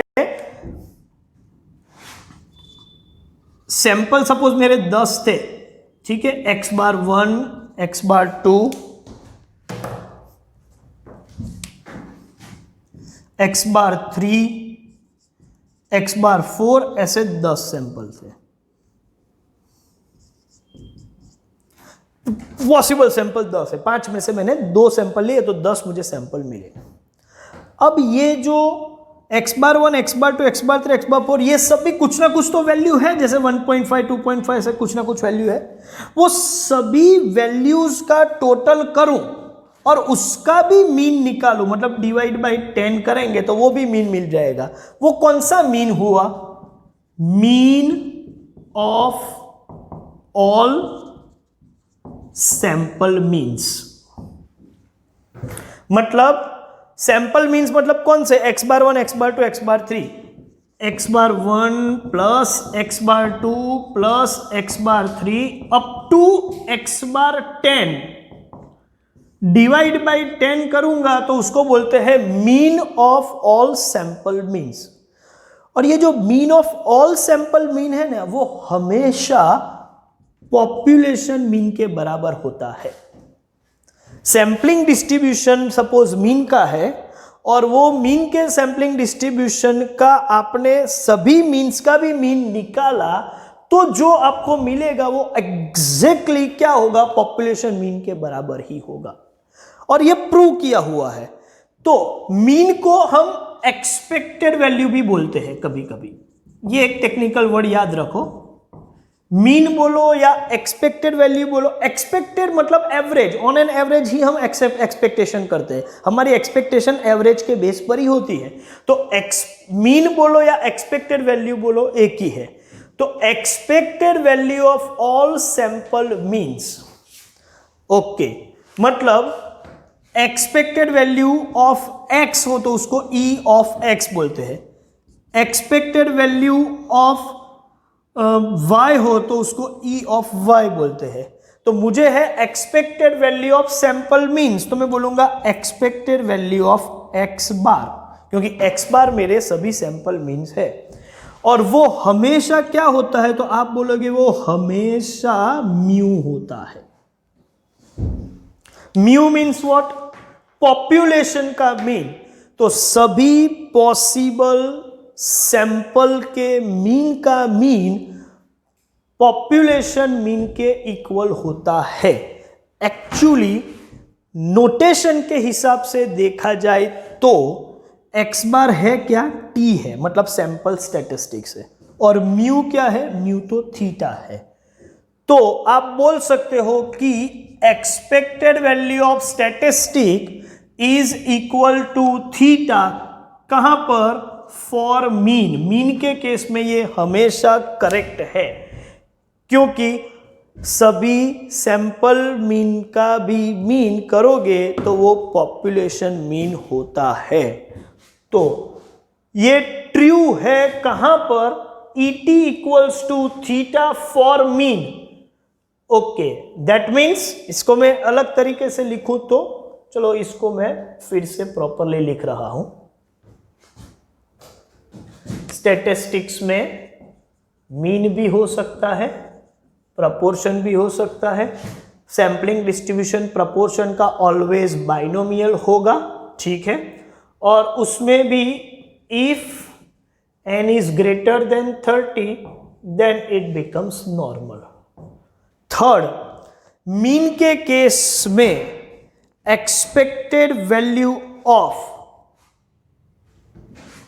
t is always equal to theta for mean. इसका यह मतलब हुआ कि expected value of x bar is always equal to mu. तो सर क्या ये मीन में हो रहा है, ऐसा प्रपोर्शन में भी होगा? हां, होगा। Expected value of t equals to theta for proportion also. ये स्टैंडर्ड डेविएशन में नहीं होता है, वो थोड़ा मॉडिफिकेशन करना पड़ता है, लेकिन मीन और प्रपोर्शन में हो जाता है। वो थोड़ा मॉडिफिकेशन क्या है वो हमको पढ़ने की अभी जरूरत ही नहीं है, क्योंकि हम मीन और प्रपोर्शन दोनों की ही बात कर रहे हैं। तो इसको मैं ऐसे बोल सकता हूं कि expected value of all sample proportion is equal to population proportion, जिसका नोटेशन हम यूज करते हैं पाई। तो जितने पॉसिबल सैंपल है वो सभी सैंपल का सपोज मैं मीन निकालूं और वो सभी मीन का मीन निकालूं तो हमेशा पॉपुलेशन मीन के इक्वल होगा। दूसरा, जितने पॉसिबल सैंपल है वो सभी का मैं प्रपोर्शन निकालूं और वो सभी प्रपोर्शन का फिर से मैं मीन निकालूं तो वो पॉपुलेशन प्रपोर्शन के इक्वल ही होगा। इसको हम बोलते हैं expected value of statistics is always theta, मतलब parameter. Expected value of statistics is always parameter in case of mean as well as proportion. तो ये इसको बोलते हैं टेस्ट ऑफ कंसिस्टेंसी, और कंसिस्टेंसी में ये मैच भी हो रहा है, ठीक है। अब fourth point, standard error.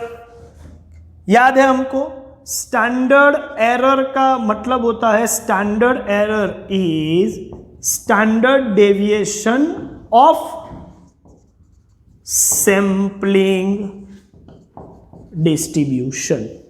Sampling distribution का स्टैंडर्ड डेविएशन स्टैंडर्ड एरर है। अब सैंपलिंग डिस्ट्रीब्यूशन दो होते हैं, सैंपलिंग डिस्ट्रीब्यूशन ऑफ स्टैटिस्टिक्स, और स्टैटिस्टिक्स में भी या तो वो मीन का होगा या तो वो प्रपोर्शन का होगा। तो स्टैंडर्ड एरर भी दो होंगे, स्टैंडर्ड एरर ऑफ x बार भी हो सकता है and standard error of proportion भी हो सकता है। देखो मैं ये पूरा स्टैंडर्ड एरर लिख रहा हूं, स्टडी मटेरियल में सिर्फ x बार ऐसा लिखा है, लेकिन वो कंफ्यूजन हो जाएगी स्टैंडर्ड डेविएशन है क्या है, तो मैं पूरा स्टैंडर्ड एरर लिखने का ट्राई करूंगा, तो आप कंफ्यूजन ना हो। स्टैंडर्ड एरर x बार ऐसा भी लिख सकते हो या सिर्फ x बार भी लिख सकते हैं, स्टडी मटेरियल में उस हिसाब से दिया हुआ है। और स्टैंडर्ड एरर ऑफ p भी बोल सकते हैं। अच्छा, स्टैंडर्ड एरर ऑफ x बार का फॉर्मूला क्या है? एक तो हो सकता है कि आप पूरा डिस्ट्रीब्यूशन बना के वो स्टैंडर्ड डेविएशन निकालो, या directly without structurizing entire distribution आप स्टैंडर्ड एरर निकाल सकते हैं। और वो फॉर्मूला ये है कि standard error of x bar is s upon under root of n। S क्या है? S is a standard deviation of original distribution. Standard deviation divide by under root of n, मतलब एन का मतलब है sample size. और कभी कभी आप सैंपल के बजाय पॉपुलेशन का डिटेल्स अवेलेबल हो तो sigma upon root n. Original distribution के पॉपुलेशन का स्टैंडर्ड डेविएशन मालूम है तो सिग्मा अपॉन रूट एन, नहीं मालूम है तो सैंपल का जो स्टैंडर्ड डेविएशन है उसको एस लेके s divide by root n करो। ये दोनों फॉर्मूला स्टैंडर्ड एरर के लिए काम करती है एक्स बार की।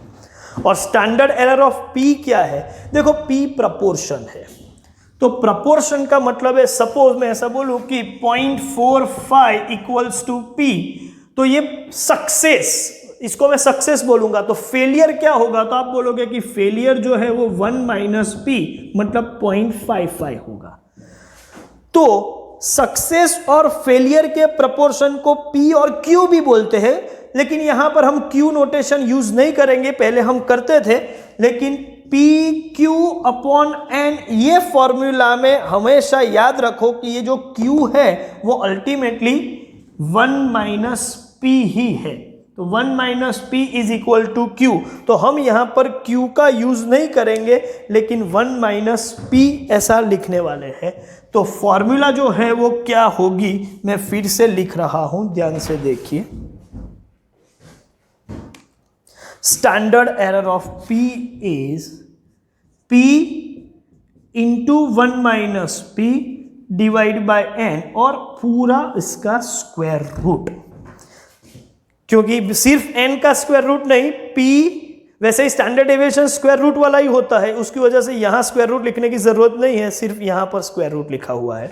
तो p into 1 minus p divide by n, और पॉपुलेशन हो, पॉपुलेशन की डिटेल मालूम है तो pi 1 minus pi divide by n, ये फॉर्मूला होगी।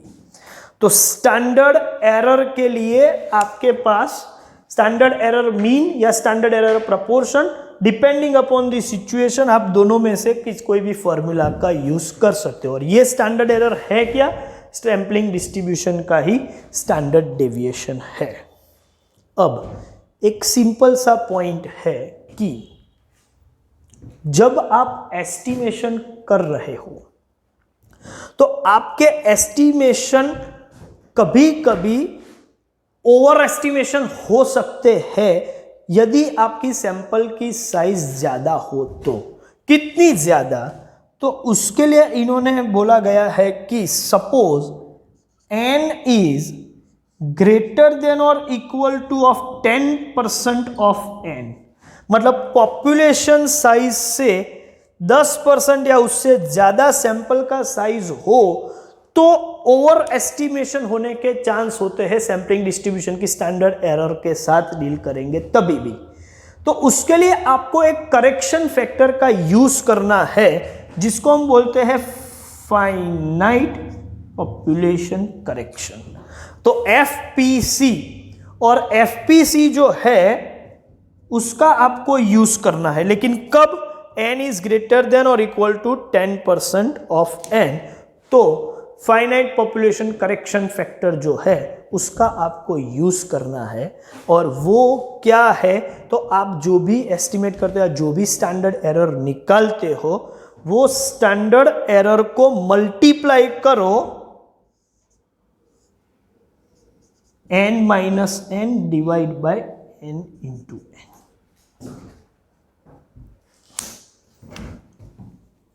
इसको n माइनस 1। ओके, एफपीसी से आपको मल्टीप्लाई करना है किसको? स्टैंडर्ड एरर को। कब? जब ये वैल्यू 10% से ज्यादा है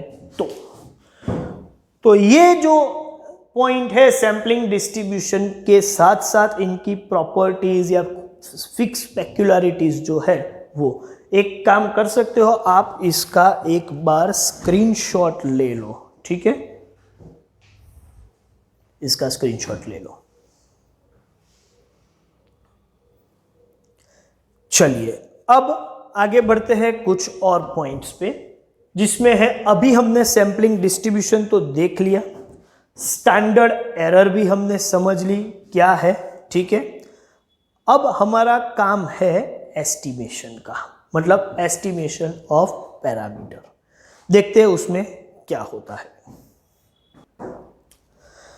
चलिए स्टूडेंट्स, तो हमारा जो काम था वो ब्रॉड वे से देखा जाए तो पहले था, एक था सैंपल का सिलेक्शन, दूसरा काम है स्टडी ऑफ सैंपल और कुछ रिजल्ट्स निकालना, और तीसरा काम है ड्राइंग कंक्लूजन। किसके लिए? पूरे पॉपुलेशन के लिए, और जिसको टेक्निकल लैंग्वेज में हम बोलते थे स्टैटिस्टिकल इन्फरेंस। और ये जो स्टैटिस्टिकल इन्फरेंस है उसमें दो काम होते हैं। एक है पैरामीटर का एस्टिमेशन, एस्टिमेशन ऑफ पैरामीटर्स,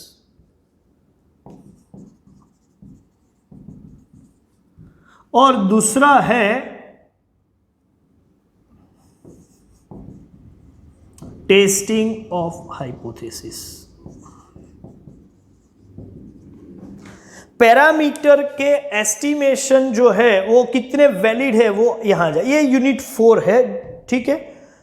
हम यहां पर है पैरामीटर का एस्टिमेशन। सैंपल की साइज डिटरमाइन करना हमारा टारगेट है, हम उससे तो डेविएट नहीं हो रहे, लेकिन कुछ बैकग्राउंड डिस्कस कर रहे, इसकी वजह से मैं यहां पर हूं। पैरामीटर का एस्टिमेशन करना हो तो एस्टिमेशन दो तरीके के हैं, देखो भी ध्यान से। एक तो है पॉइंट एस्टिमेशन और दूसरा है इंटरवल एस्टिमेशन। सीधी सी बात है। सपोज मुझे पता चला कि मैंने जो सैंपल लिया है, अब देखो मैं चेक करना चाहता हूं, हम एग्जांपल थोड़ा अलग अभी ले लेते हैं कि एक ऐसा बंदा है जो मैन्युफैक्चरिंग कर रहा है और उसको लगता है कि उसकी प्रोडक्ट जो है उसमें ऑन एन एवरेज कितने परसेंट, मतलब कितना प्रपोर्शन डिफेक्टिव प्रोडक्ट का है, मतलब प्रोडक्शन में कुछ डिफेक्ट आ सकती है। तो उसको लगता है कि उसने कुछ सैंपल लिए अलग अलग बैचेस में से, ठीक है, 100 बैचेस के प्रोडक्शन में से उसने हर बैच में से थोड़े थोड़े सैंपल लेके चेक किया, तो सैंपल का जो एवरेज डिफेक्ट था पर बैच, मान के चलो उसके हिसाब से उसको पता चला कि 5% आइटम्स आर डिफेक्टिव। तो इसका ये मतलब हुआ कि एवरेज डिफेक्ट समझ के चले तो परसेंट को भी छोड़ दे तो वो 500 का बैच था जिसमें 10 आइटम डिफेक्ट थी, ऐसा मान के चले, तो एवरेजली ऑन एन एवरेज उसने जो सैंपल लिया था उसमें डिफेक्ट जो है, ठीक है, वो 10 यूनिट्स का डिफेक्ट है, x बार इज 10। तो इसका ये मतलब हुआ कि x बार 10 है, पॉपुलेशन का मीन भी यही होगा, सैंपल का मीन ये है। तो सपोज आपका ऑन एन एवरेज डिफेक्ट 5% है, तो पूरे पॉपुलेशन में भी 5% आइटम डिफेक्टिव होगी, वो ऐसा मान सकता है, हो सकता है कि वो मान ले। दूसरा एक एग्जांपल लेते हैं। सपोज मुझे ये चेक करना है कि मेरा जो कंज्यूमर है उसका एवरेज एक्सपेंडिचर, ठीक है, कितना है पर मंथ। तो मैंने जो सैंपल लिया वो सैंपल में हर मेरे कस्टमर का डेटा फीड किया और उसके हिसाब से मुझे पता चला कि ऑन एन एवरेज मेरा जो कस्टमर है वो मेरे शॉप में पर मंथ 10,000 रुपीज एक्सपेंड कर रहा है ऑन एन एवरेज। ये तो सैंपल मीन है। क्या मैं ऐसा मान सकता हूं कि पूरे पॉपुलेशन में हर कस्टमर का भी एक्सपेंडिचर का एवरेज 10,000 है, ऐसा क्या मैं मान सकता हूं? तो इसके लिए मुझे ये x बार पर से एस्टिमेट करना पड़ेगा, किसका? म्यू का। तो एस्टिमेटेड म्यू कितना है? तो अभी प्रॉब्लम यहां पर ये हुआ कि 10,000 पर से म्यू का एस्टिमेशन को सपोज मैं कैप लिखूं, ऐसा म्यू कैप, तो म्यू कैप में ऐसा लिखूं कि म्यू कैप इज 10,000। तो ये मैंने एस्टिमेट किया हुआ मीन है, मतलब ये स्टैटिस्टिक्स है, ये पैरामीटर है।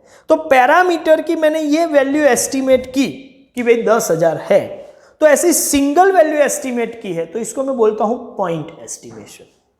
लेकिन मैं ऐसा बोलूं कि म्यू की वैल्यू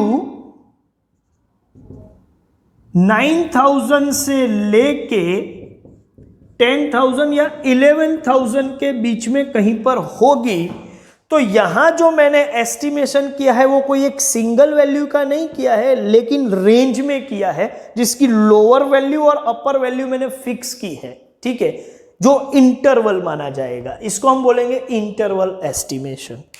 तो एस्टिमेशन भी दो टाइप के होते हैं, point estimation and interval estimation. और जो इंटरवल एस्टिमेशन होता है उसमें हम क्या करते हैं, we try to fix up two limits, lower and upper limit, within this limit parameter is expected to lie. हम ऐसा सोचेंगे कि ये रेंज में पैरामीटर होगा, और जब ऐसे हम रेंज में एस्टिमेट करते हैं तो उसको बोलते हैं इंटरवल एस्टिमेशन। तो अभी मुझे सिर्फ ये समझाना है कि इंटरवल एस्टिमेशन क्या है। दो टाइप के एस्टिमेशन है, point estimation and interval estimation. Point estimation से अच्छा है इंटरवल एस्टिमेशन। क्यों? क्योंकि इंटरवल एस्टिमेशन जो है वो ज्यादा एक्यूरेसी के करीब होगा, और रेंज की बात है तो करेक्ट होने के चांस बहुत ज्यादा है। सिर्फ 10,000 का अगेंस्ट 10,000 ले लो, उससे बेटर है कि आप रेंज में एस्टिमेट करो, तो वो आपको ज्यादा करेक्ट पिक्चर देगा। और जब आप एस्टिमेशन ऐसे रेंज में करते हो तो उसको बोलते हैं इंटरवल एस्टिमेशन। अच्छा, उसमें भी प्रोबेबिलिटी का कॉन्सेप्ट यूज होता है। आप ऐसे ही नहीं बोल सकते कि मीन की वैल्यू 9,000 से 11,000 के बीच में रहेगी, और ऐसा 99% केस में ऐसा होगा। मतलब आप 0.99 प्रोबेबिलिटी के साथ ही एस्टिमेशन कर रहे हैं। तो इंटरवल एस्टिमेशन में सिर्फ दो वैल्यू डिटरमाइन नहीं करते, लेकिन उसके साथ साथ आप कितने कॉन्फिडेंस से ये वैल्यू होगी वो भी डिटरमाइन करते। मतलब हो सकता है कि 100 में से 99 टाइम ये हो, और एक बार आप गलत भी हो सकते हो, तो आपने वो गलती के लिए भी, एरर के लिए भी मार्जिन छोड़ के रखा हुआ है। तो आप कितने कॉन्फिडेंस के साथ बोल सकते हो? कोई बोले मैं 95% कॉन्फिडेंस के साथ बोल सकता हूं कि ये रेंज में मीन की वैल्यू होगी। तो आप जो कॉन्फिडेंस लेवल से बात कर रहे हैं वो भी फिक्स कर दो कि इतने कॉन्फिडेंस है, मतलब आपने 5% तो मार्जिन रखा हुआ है कि इसकी रेंज के बाहर भी मीन का वैल्यू हो, तो ये बिल्कुल करेक्ट हो जाता है। और आप ऐसे कॉन्फिडेंस से दो लिमिट निकालते हो, लोअर लिमिट और अपर लिमिट। तो ये जो इंटरवल एस्टिमेशन की जो दो लिमिट है उसी को हम बोलते हैं कॉन्फिडेंस लिमिट, और ये जो पूरा इंटरवल होता है उसको बोलते हैं कॉन्फिडेंस इंटरवल। वर्ड कॉन्फिडेंस क्यों यूज किया है? क्योंकि ये इंटरवल आप कितने कॉन्फिडेंस के साथ, कितने परसेंट कॉन्फिडेंस के साथ, या फिर कितने परसेंट एरर का मार्जिन रख के, 95% कॉन्फिडेंस है मतलब 5% आप बोल सकते हो कि हम गलत भी हो सकते हैं। 99% कॉन्फिडेंस है तो उसके लिए आप बोल सकते हो कि 1% में हम गलत भी है। तो कॉन्फिडेंस लेवल के साथ, लेवल फिक्स करने के बाद आप ये रेंज निकालते हो, तो उसकी वजह से ऐसे इंटरवल को कॉन्फिडेंस इंटरवल, और उसकी जो दो लिमिट है उसको कॉन्फिडेंस लिमिट बोलते हैं। तो कॉन्फिडेंस लिमिट का मतलब क्या है वो मैंने आपको बताया। कैसे डिटरमाइन होती है उसके लिए मैं एक चार्ट दे रहा हूं, वो आप ध्यान से देख लीजिए, ठीक है। चलिए, कॉन्फिडेंस इंटरवल का मतलब तो आपको समझ में आ गया कि जब हम एस्टिमेशन पॉइंट के बजाय इंटरवल एस्टिमेशन करते हैं तो जो रेंज में हमने एस्टिमेशन किया हुआ है, ठीक है, वो रेंज को हम कॉन्फिडेंस लिमिट या कॉन्फिडेंस इंटरवल बोलते हैं। तो दो लिमिट फिक्स करते हैं। जैसे कि हमने जो दो एग्जाम्पल लिए हैं उसके बारे में बात करें कि एक एग्जाम्पल है कि 5% प्रोडक्शन इज डिफेक्टिव, और दूसरा एग्जाम्पल है कि एवरेज कंजम्पशन और average bill of the customer is 10,000। अब मेरा ये टारगेट है कि ये स्मॉल p पर से मुझे पाई का वैल्यू डिटरमाइन करना है, मतलब पॉपुलेशन का प्रोपोर्शन डिटरमाइन करना है, और ये x बार पर से म्यू का वैल्यू डिटरमाइन करना है।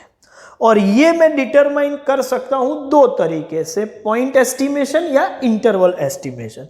सपोज मैं इंटरवल एस्टिमेशन पे गया और मैं ऐसा मान के चलता हूं कि सैंपल में 5% डिफेक्टिव है, तो पूरे पॉपुलेशन में मान के चलते हैं कि 4% टू 6% आइटम्स डिफेक्टिव होगी। सपोज मैंने ऐसा मान के एक इंटरवल दे दिया।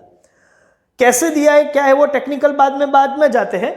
अच्छा, यहां पर म्यू का एस्टिमेशन किया तो म्यू क्या होगा, एस्टिमेटेड म्यू, तो मैं ये मान के चलता हूं कि 9,000 से लेके 11,000 के बीच में होगा।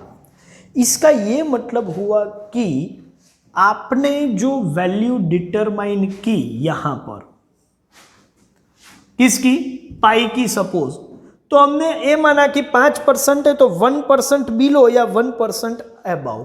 मतलब मीन की बात करें या प्रपोर्शन की बात करें तो प्रपोर्शन में आपने क्या किया, p प्लस और माइनस 1, ये आपका कॉन्फिडेंस इंटरवल है। p प्लस और माइनस 1 मतलब 5 माइनस 1 एंड 5 प्लस 1, 4 to 6 आपने बनाया। अच्छा, मीन के लिए आप बोलोगे कि कॉन्फिडेंस इंटरवल है x बार प्लस और माइनस 1000, मतलब 10,000 से एक 1000 कम भी हो सकता है, 10,000 से 1000 ज्यादा भी हो सकता है। ये आपका कॉन्फिडेंस इंटरवल है।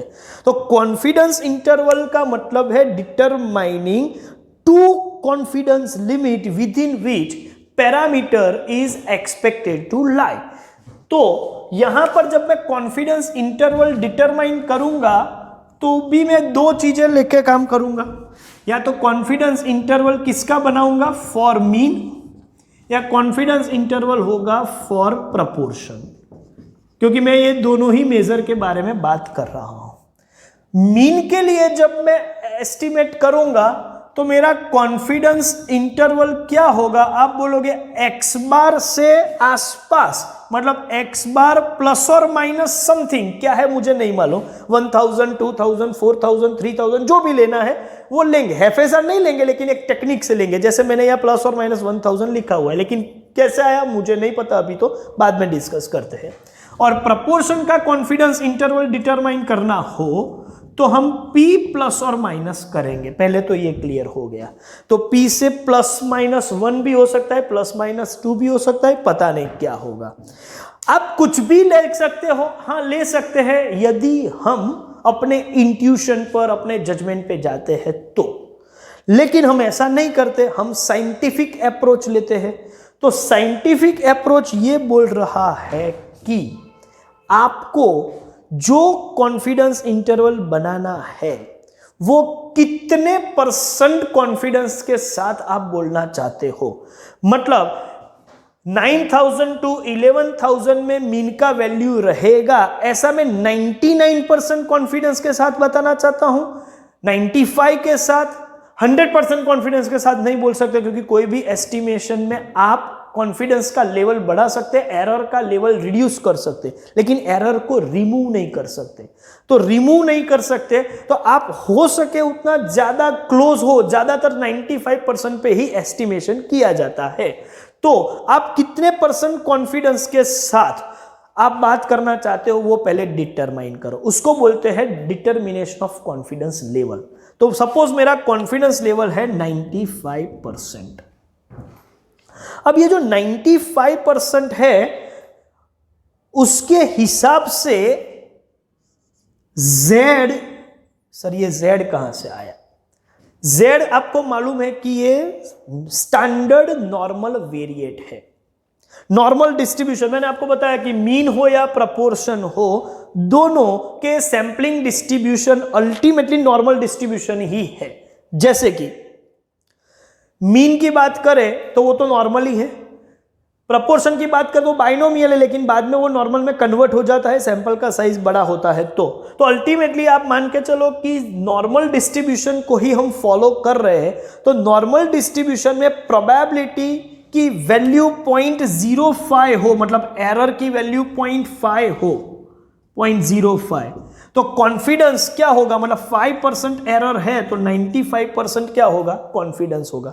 तो ये 5% एरर के हिसाब से Z की क्या वैल्यू है वो टेबल में से हमको मिल सकती है। और ये एक स्टैंडर्ड पैटर्न के हिसाब से नॉर्मल कर्व जिस तरीके से फॉलो होता है उसके एरिया के हिसाब से टेबल बनाया हुआ है, आप सबको मालूम है। तो 95% के हिसाब से टेबल की वैल्यू सपोज 1.96 है, तो मुझे Z की वैल्यू चाहिए। पहले तो ये याद रखो कि जब मैं कॉन्फिडेंस इंटरवल डिटरमाइन करूंगा तो x बार प्लस और माइनस में कितना प्लस और माइनस कौन सी वैल्यू लेनी है वो डिपेंड करेगा कि आप कितने % कॉन्फिडेंस के साथ ये आंसर देना चाहते हो, और दूसरा डिपेंड करेगा कि आपके डिस्ट्रीब्यूशन में कितना डेविएशन है, मतलब सैंपलिंग डिस्ट्रीब्यूशन है, जिसको हम बोलते हैं स्टैंडर्ड एरर। ये दोनों का जो मल्टीप्लिकेशन होगा वो फैक्टर प्लस या माइनस होगा, मतलब Z into standard error of x बार।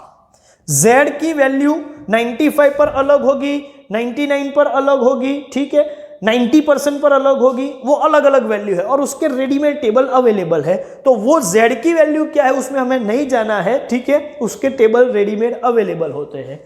लेकिन आपको जब एस्टिमेशन करना हो तो प्लस और माइनस में क्या लिखना है, Z कौन से % का Z है वो अलग वैल्यू होगा।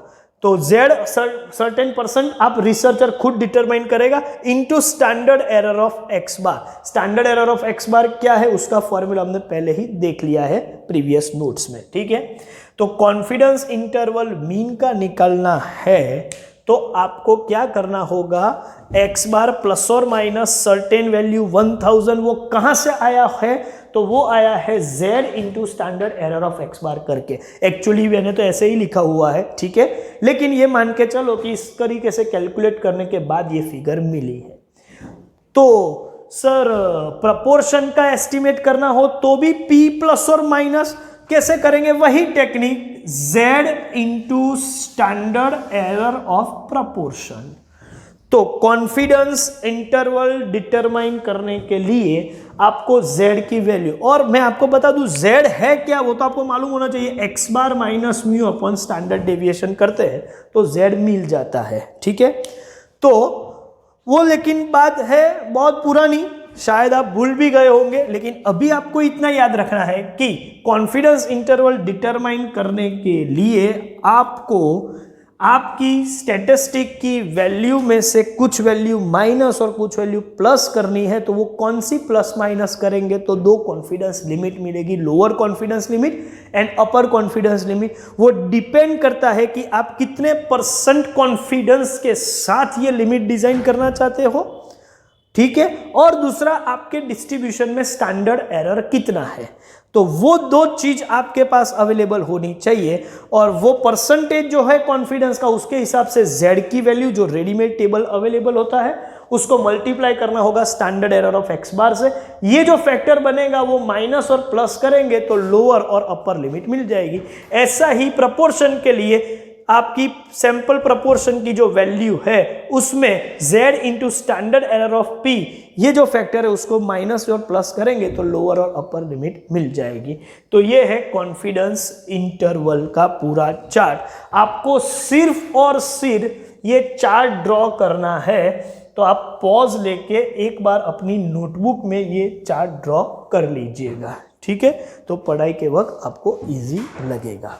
और अब हम सबसे इम्पोर्टेंट टॉपिक जिसके लिए हमने ये पूरा डिस्कशन किया था वहाँ पर जा रहे हैं, और वो है कि सैंपल की साइज क्या रखनी चाहिए। हमारे दो टारगेट थे, एक तो हम पैरामीटर का एस्टिमेशन प्रॉपरली कैसे करें, वो वैलिड है कि नहीं उसके लिए तो हाइपोथेसिस है, वो यूनिट 4 है, और दूसरा सैंपल का आइडियल साइज क्या रखे। ये चैप्टर में ये दो काम करना था, तो पहले मैंने ये काम खत्म कर दिया कि एस्टिमेशन वाला कैसे होता है। उसके लिए जो भी एडिशनल डिस्कशन था वो हमने कर लिया, जैसे कि सैम्पलिंग डिस्ट्रीब्यूशन क्या है, स्टैंडर्ड एरर क्या है, जेड की वैल्यू कैसे डिटरमाइन करते हैं, पॉइंट एस्टिमेशन क्या है, इंटरवल, ये सब हमने डिस्कस करके ये काम खत्म कर दिया। अब हम फिर से वो काम करते हैं जो बाकी रह गया था, और वो था सैंपल साइज का डिटर्मिनेशन, और वो भी क्वांटिटेटिव मेजर के साथ आइडियल साइज क्या होनी चाहिए, वो अभी हम देखने जा रहे हैं। उसके लिए भी मैं एक चार्ट और कुछ नोट्स दूंगा,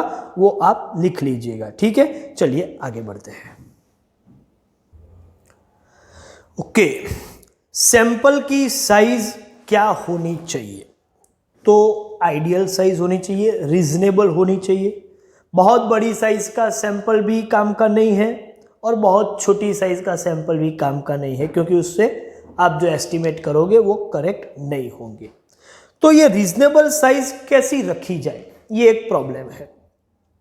या आइडियल साइज क्या हो, तो उसके लिए आपको साइज डिटरमाइन करने के लिए रिसर्चर कई सारे फैक्टर्स को ध्यान में लेता है, जिसको मैं दो कैटेगरी में डिवाइड करूंगा। कुछ क्वालिटेटिव फैक्टर्स होते हैं, ठीक है, या क्वालिटेटिव कंसिडरेशंस होते हैं, और कुछ क्वांटिटेटिव कंसिडरेशंस होते हैं। हम क्वालिटेटिव कंसिडरेशंस को बाजू पे रखते हैं। क्वांटिटेटिव कंसिडरेशन के हिसाब से सैंपल साइज डिटरमाइन करनी हो तो कुछ रेडीमेड फॉर्मूला अवेलेबल है, हाँ है, लेकिन फॉर्मूला पे जाने से पहले एक दो चीजें क्लैरिटी के साथ आपके पास होनी चाहिए। जैसे कि आप जो सैंपल की साइज डिटरमाइन करना चाहते हो, वो इंक्वायरी जो है वो किसके लिए है, मतलब कौन से मेजर के लिए है। आप सैंपल लेके सैंपलिंग डिस्ट्रीब्यूशन जो बनाएंगे वो मीन का बनाएंगे या प्रपोर्शन का, वो पहले से क्लियर होना चाहिए, क्योंकि फॉर्मूला सैंपल साइज डिटर्मिनेशन की फॉर्मूला मीन के लिए अलग है, प्रपोर्शन के लिए अलग है, बाकी के मेजर के लिए भी हो सकती है, लेकिन हमको ये दो ही मेजर पढ़ने हैं। तो पहले तो वो चेक करो कि सैंपल साइज डिटरमाइन कर रहे हैं फॉर मीन, मतलब सैम्पलिंग डिस्ट्रीब्यूशन मीन का बनाने वाले हो या सैम्पलिंग डिस्ट्रीब्यूशन प्रपोर्शन का बनाने वाले हो, पहले ये डिसाइड कर लो, उस हिसाब से फॉर्मूला अलग होगी। दूसरी चीज, आप यहां पर अपना कॉन्फिडेंस भी फिक्स कर दो, क्योंकि आप जो एस्टिमेट बाद में करने वाले हो वो एस्टिमेशन की एक्यूरेसी जो है वो कितने % कॉन्फिडेंस के साथ, जैसे हमने बोला था कि 95% कॉन्फिडेंस के साथ, क्योंकि उस हिसाब से z की वैल्यू चेंज होती है, वो आपको मालूम है। तो z भी पिक्चर में आने वाला है, तो पहले आप कॉन्फिडेंस लेवल भी फिक्स कर दो, ठीक है। बाद में क्या है कि सैंपल साइज डिटरमाइन करने से पहले ये सब चीजें क्लियर होनी चाहिए। दूसरी कि आप जब भी एस्टिमेट करो तो आपका पैरामीटर और स्टैटिस्टिक्स, मतलब t और थीटा के बीच का जो गैप है वो हो सके उतना कम होना चाहिए। मतलब आपका प्रिसाइशन लेवल जिसको बोलते हैं, प्रिसाइशन लेवल मतलब आपका ये जो डिफरेंस है, ये डिफरेंस, क्योंकि आप जो सैंपल लोगे उसका मीन और आपके पॉपुलेशन का मीन जिसके लिए आप एस्टिमेट करते हो, वो दोनों के बीच आप एग्जैक्ट तो कभी नहीं कर पाओगे, लेकिन ये जो आप काम करोगे तो उसमें ये दोनों के बीच आप कितना टॉलरेट कर सकते हो डिफरेंस, वो डिफरेंस कितना टॉलरेट करते हो उसको बोलते हैं प्रिसाइशन लेवल। आपकी एक्यूरेसी का लेवल कितना है। आप बोलोगे कि भाई मेरा एस्टिमेशन एक्चुअल से 10-15 फर्क हो, 15 का फर्क हो तो मैं चला लूंगा, मतलब आप कितना टॉलरेट कर पाते हो, जिसको बोलते हैं टॉलरेंस लिमिट ऑफ एरर, या इसको बोलते हैं प्रिसाइशन लेवल, या फिर डिफरेंस वो कितना है वो आपको डिटरमाइन करना है। ये तीन चीज आपके पास फिक्स हो गई, ओके, तो आप काम कर सकते हो। कौन सी तीन चीज? सबसे पहले तो मीन या प्रपोर्शन कौन सा है, वो जनरल है। उसके बाद आपको डिटरमाइन करना पड़ेगा कि कॉन्फिडेंस लेवल क्या है। कॉन्फिडेंस लेवल 95% है, 99% है, वो देखने के बाद उसके हिसाब से z की वैल्यू क्या है, वो सेकेंड पॉइंट आपको पता होना चाहिए। और तीसरा, प्रिसाइशन लेवल फिक्स कर दो कि आप क्या रखना चाहते हो। ठीक है, ये 3 फिक्स हो गए तो आप फॉर्मूला का यूज कर सकते हो कि स्मॉल n मतलब size of sample is z square into sigma square upon d square. d मतलब आपके सैंपल का जो मीन है और पॉपुलेशन का मीन है, वो दोनों का डिफरेंस मतलब आपका प्रिसाइशन लेवल x बार और म्यू के बीच का गैप, जिसको मैं d बोलता हूं। ये फॉर्मूला आप अप्लाई करो तो सीधा n का वैल्यू मिल सकता है। हाँ, उसके बजाय प्रपोर्शन है तो n is equal to pi into 1 minus pi z square upon d square. यहां d क्या होगा, सैंपल प्रपोर्शन और पॉपुलेशन प्रपोर्शन के बीच का गैप, मतलब आपका precision level p minus pi करेंगे तो वो d मिल जाएगा। तो बहुत सिंपल है भाई, मीन हो या प्रपोर्शन हो, सैंपल साइज का ये फॉर्मूला है z square into sigma square upon d square mean के लिए, प्रपोर्शन के लिए pi into 1 minus pi into z square whole divide by d square. D का मतलब होता है पैरामीटर और स्टैटिस्टिक्स के बीच का जो डिफरेंस है, जो गैप है वो। और वो आप गैप एब्सोल्यूट सेंस में नहीं लेना है, नेगेटिव हो तो भी वो स्क्वायर होके वो पॉजिटिव हो जाएगा, मतलब उसका कोई टेंशन नहीं है। अब इस तरीके से जब आपने सैंपल का साइज डिटरमाइन किया है तो हो सकता है कि इसमें कुछ करेक्शन करना पड़े। हाँ, हो सकता है, जैसे कि बेसिक फॉर्मूला तो यही है, लेकिन यदि आपके पॉपुलेशन साइज के 10% या उससे ज्यादा ये n की वैल्यू आप निकालो और ये उससे ज्यादा हो गई, सपोज आपने n निकाला और n का वैल्यू ऐसा आया ये फॉर्मूला के हिसाब से जो पॉपुलेशन साइज के 10% से ज्यादा है, तो आपको FPC मतलब फाइनाइट पॉपुलेशन करेक्शन जो है वो अप्लाई करना पड़ेगा। तो FPC अप्लाई करोगे तो करेक्टेड n क्या होगा, ये जो n निकाला हुआ है उसी का यूज करके capital N into small n divide by capital N plus small n minus 1। लेकिन ये कब अप्लाई करेंगे, जब small n obtain after this formula 10% of capital N या उससे ज्यादा हो तो। ठीक है, अच्छा कभी कभी क्या होता है कि हमारे पास सिग्मा की वैल्यू अवेलेबल नहीं होती है, मतलब पॉपुलेशन स्टैंडर्ड डेविएशन शायद ना पता हो, तो ऐसा हो तो हम क्या करेंगे, if it seems necessary reestimate confidence interval, हमारे confidence interval using S to estimate sigma. तो उस वक्त हम क्या करेंगे, सिग्मा के बजाय S का यूज करेंगे जरूरत पड़ी तो। अच्छा, कभी कभी प्रिसाइशन लेवल हमको एग्जैक्टली एब्सोल्यूट सेंस में नहीं पता होता है और रिलेटिव सेंस में पता होता है। जैसे कि एब्सोल्यूट नहीं पता कि मेरे 5 का डिफरेंस हो तो चलेगा, लेकिन बोल दे कि मुझे 10% का डिफरेंस हो तो चलेगा। अरे भाई, ये तो रिलेटिव टर्म हो गई। तो जब आपको वो जो प्रिसाइशन लेवल है वो रिलेटिव फॉर्म में एक्सप्रेस किया गया हुआ है, तो D का मतलब R रेंज जो है आपकी वो इंटू म्यू, या फिर प्रपोर्शन है तो R इंटू प्रपोर्शन, तो ऐसे केस में n की फॉर्मूला चेंज हो जाएगी और n की फॉर्मूला मीन के लिए ये फॉर्मूला के बजाय हम ये फॉर्मूला, क्योंकि रिलेटिव टर्म है तो मुझे स्टैंडर्ड डेविएशन के बजाय कोएफिशिएंट ऑफ वेरिएशन लेना पड़ेगा, मतलब CV स्क्वायर। फिर ये सिग्मा स्क्वायर जो है वो तो है ही, उसके लिए CV स्क्वायर, Z स्क्वायर तो Z स्क्वायर और डिवाइड बाय R कर देंगे, क्योंकि अभी D डिफरेंस एब्सोल्यूट सेंस में नहीं है, रिलेटिव सेंस में है मीन के लिए। और प्रपोर्शन हो तो n equals to z square 1 minus pi upon r square pi, proportion के लिए ये फॉर्मूला हो जाए। अच्छा, ये फॉर्मूला कैसे डिटरमाइन होती है उसका भी डिस्कशन कर सकते हैं, लेकिन वो अभी हमारा एरिया नहीं है। हम सीधा फॉर्मूला याद रखेंगे कि रिलेटिव टर्म्स में प्रिसाइशन लेवल स्पेसिफाई हुआ है तो हम मीन के लिए ये फॉर्मूला लेंगे और प्रपोर्शन के लिए ये फॉर्मूला। Excuse me. तो ये पूरा सैंपल साइज डिटर्मिनेशन का डिस्कशन हो चुका है। स्टडी मटेरियल में जिस तरीके से दिया है, स्टेप्स दिए हुए हैं, आप ये चार्ट याद रखो, स्टेप्स उसी में से कवर हो जाएंगे। जैसे कि उसमें ऐसा बोला गया है कि first step specify the level of precision, मतलब पहले ये डी का वैल्यू डिटरमाइन करो। फिर दूसरा स्टेप ये है कि स्पेसिफाई कॉन्फिडेंस लेवल। तो मैंने पहले बोला था कि कॉन्फिडेंस लेवल Z का वैल्यू जो है वो अब 95% पहले डिसाइड करो कॉन्फिडेंस लेवल, उस हिसाब से Z की वैल्यू डिटरमाइन करो। तो थर्ड जो है वो है Z की वैल्यू, तो वो वैल्यू भी हमारे पास आ जाएगी, ठीक है, वो है 1.96, सपोज 95% हो तो ये जो स्टेप्स लिखे थे उसके हिसाब से मैं बोल रहा हूं अभी। फर्स्ट स्टेप था कि प्रिसाइजन लेवल डिटरमाइन करो, सेकेंड स्टेप था कॉन्फिडेंस लेवल डिटरमाइन करो, थर्ड स्टेप था कॉन्फिडेंस लेवल के हिसाब से Z की वैल्यू डिटरमाइन करो, फोर्थ स्टेप है आपका स्टैंडर्ड डेविएशन डिटरमाइन करो, सिग्मा की वैल्यू डिटरमाइन करो।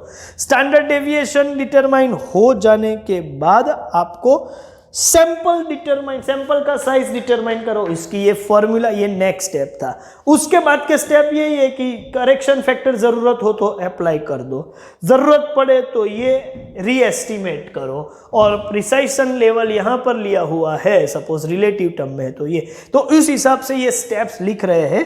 तो स्टेप 1, स्टेप 2, स्टेप 3 बोलो, या पूरा चार्ट समझ के चलो तो भी चल सकता है। आपको शायद डिस्क्रिप्टिव लिखना हो तो स्टेप टू स्टेप लिखना हो तो इस तरीके से आप स्टेप टू स्टेप लिखो, या अपने हिसाब से भी स्टेप डिटरमाइन करो जो आप समझ गए हो उस हिसाब से। तो ये प्रोसीजर के हिसाब से वहां पर स्टडी मटेरियल में दिया हुआ है। चलिए, तो पूरा चैप्टर यहां पर खत्म हो चुका है, और मैं एक्सपेक्ट करूंगा कि आप ये चार्ट भी अपनी नोटबुक में लिख लीजिएगा। हो सके तो इसका एक स्क्रीनशॉट ले लो, मैं यहां से थोड़ा आगे पीछे स्क्रीन से बाहर जा रहा हूं, ठीक है, ओके। और ये स्क्रीनशॉट के हिसाब से अपनी नोटबुक में आप ये चार्ट लिख लो, और एग्जाम के लिए डिस्क्रिप्टिव एग्जाम हो तो प्रोसीजर पूरा थियोरिटिकल, आपको स्टडी मटेरियल भी पढ़ने की जरूरत पड़ेगी, और सिर्फ एमसीक्यू एग्जाम देना हो तो चार्ट से भी हमारा काम चल जाएगा। I hope you must have understand everything very well. कोई प्रॉब्लम हो तो आप मुझे बता सकते हैं, फ़ोन करके, मैसेज करके, या कमेंट में लिख के भी आप मुझे पूछ सकते हैं। Thank you very much.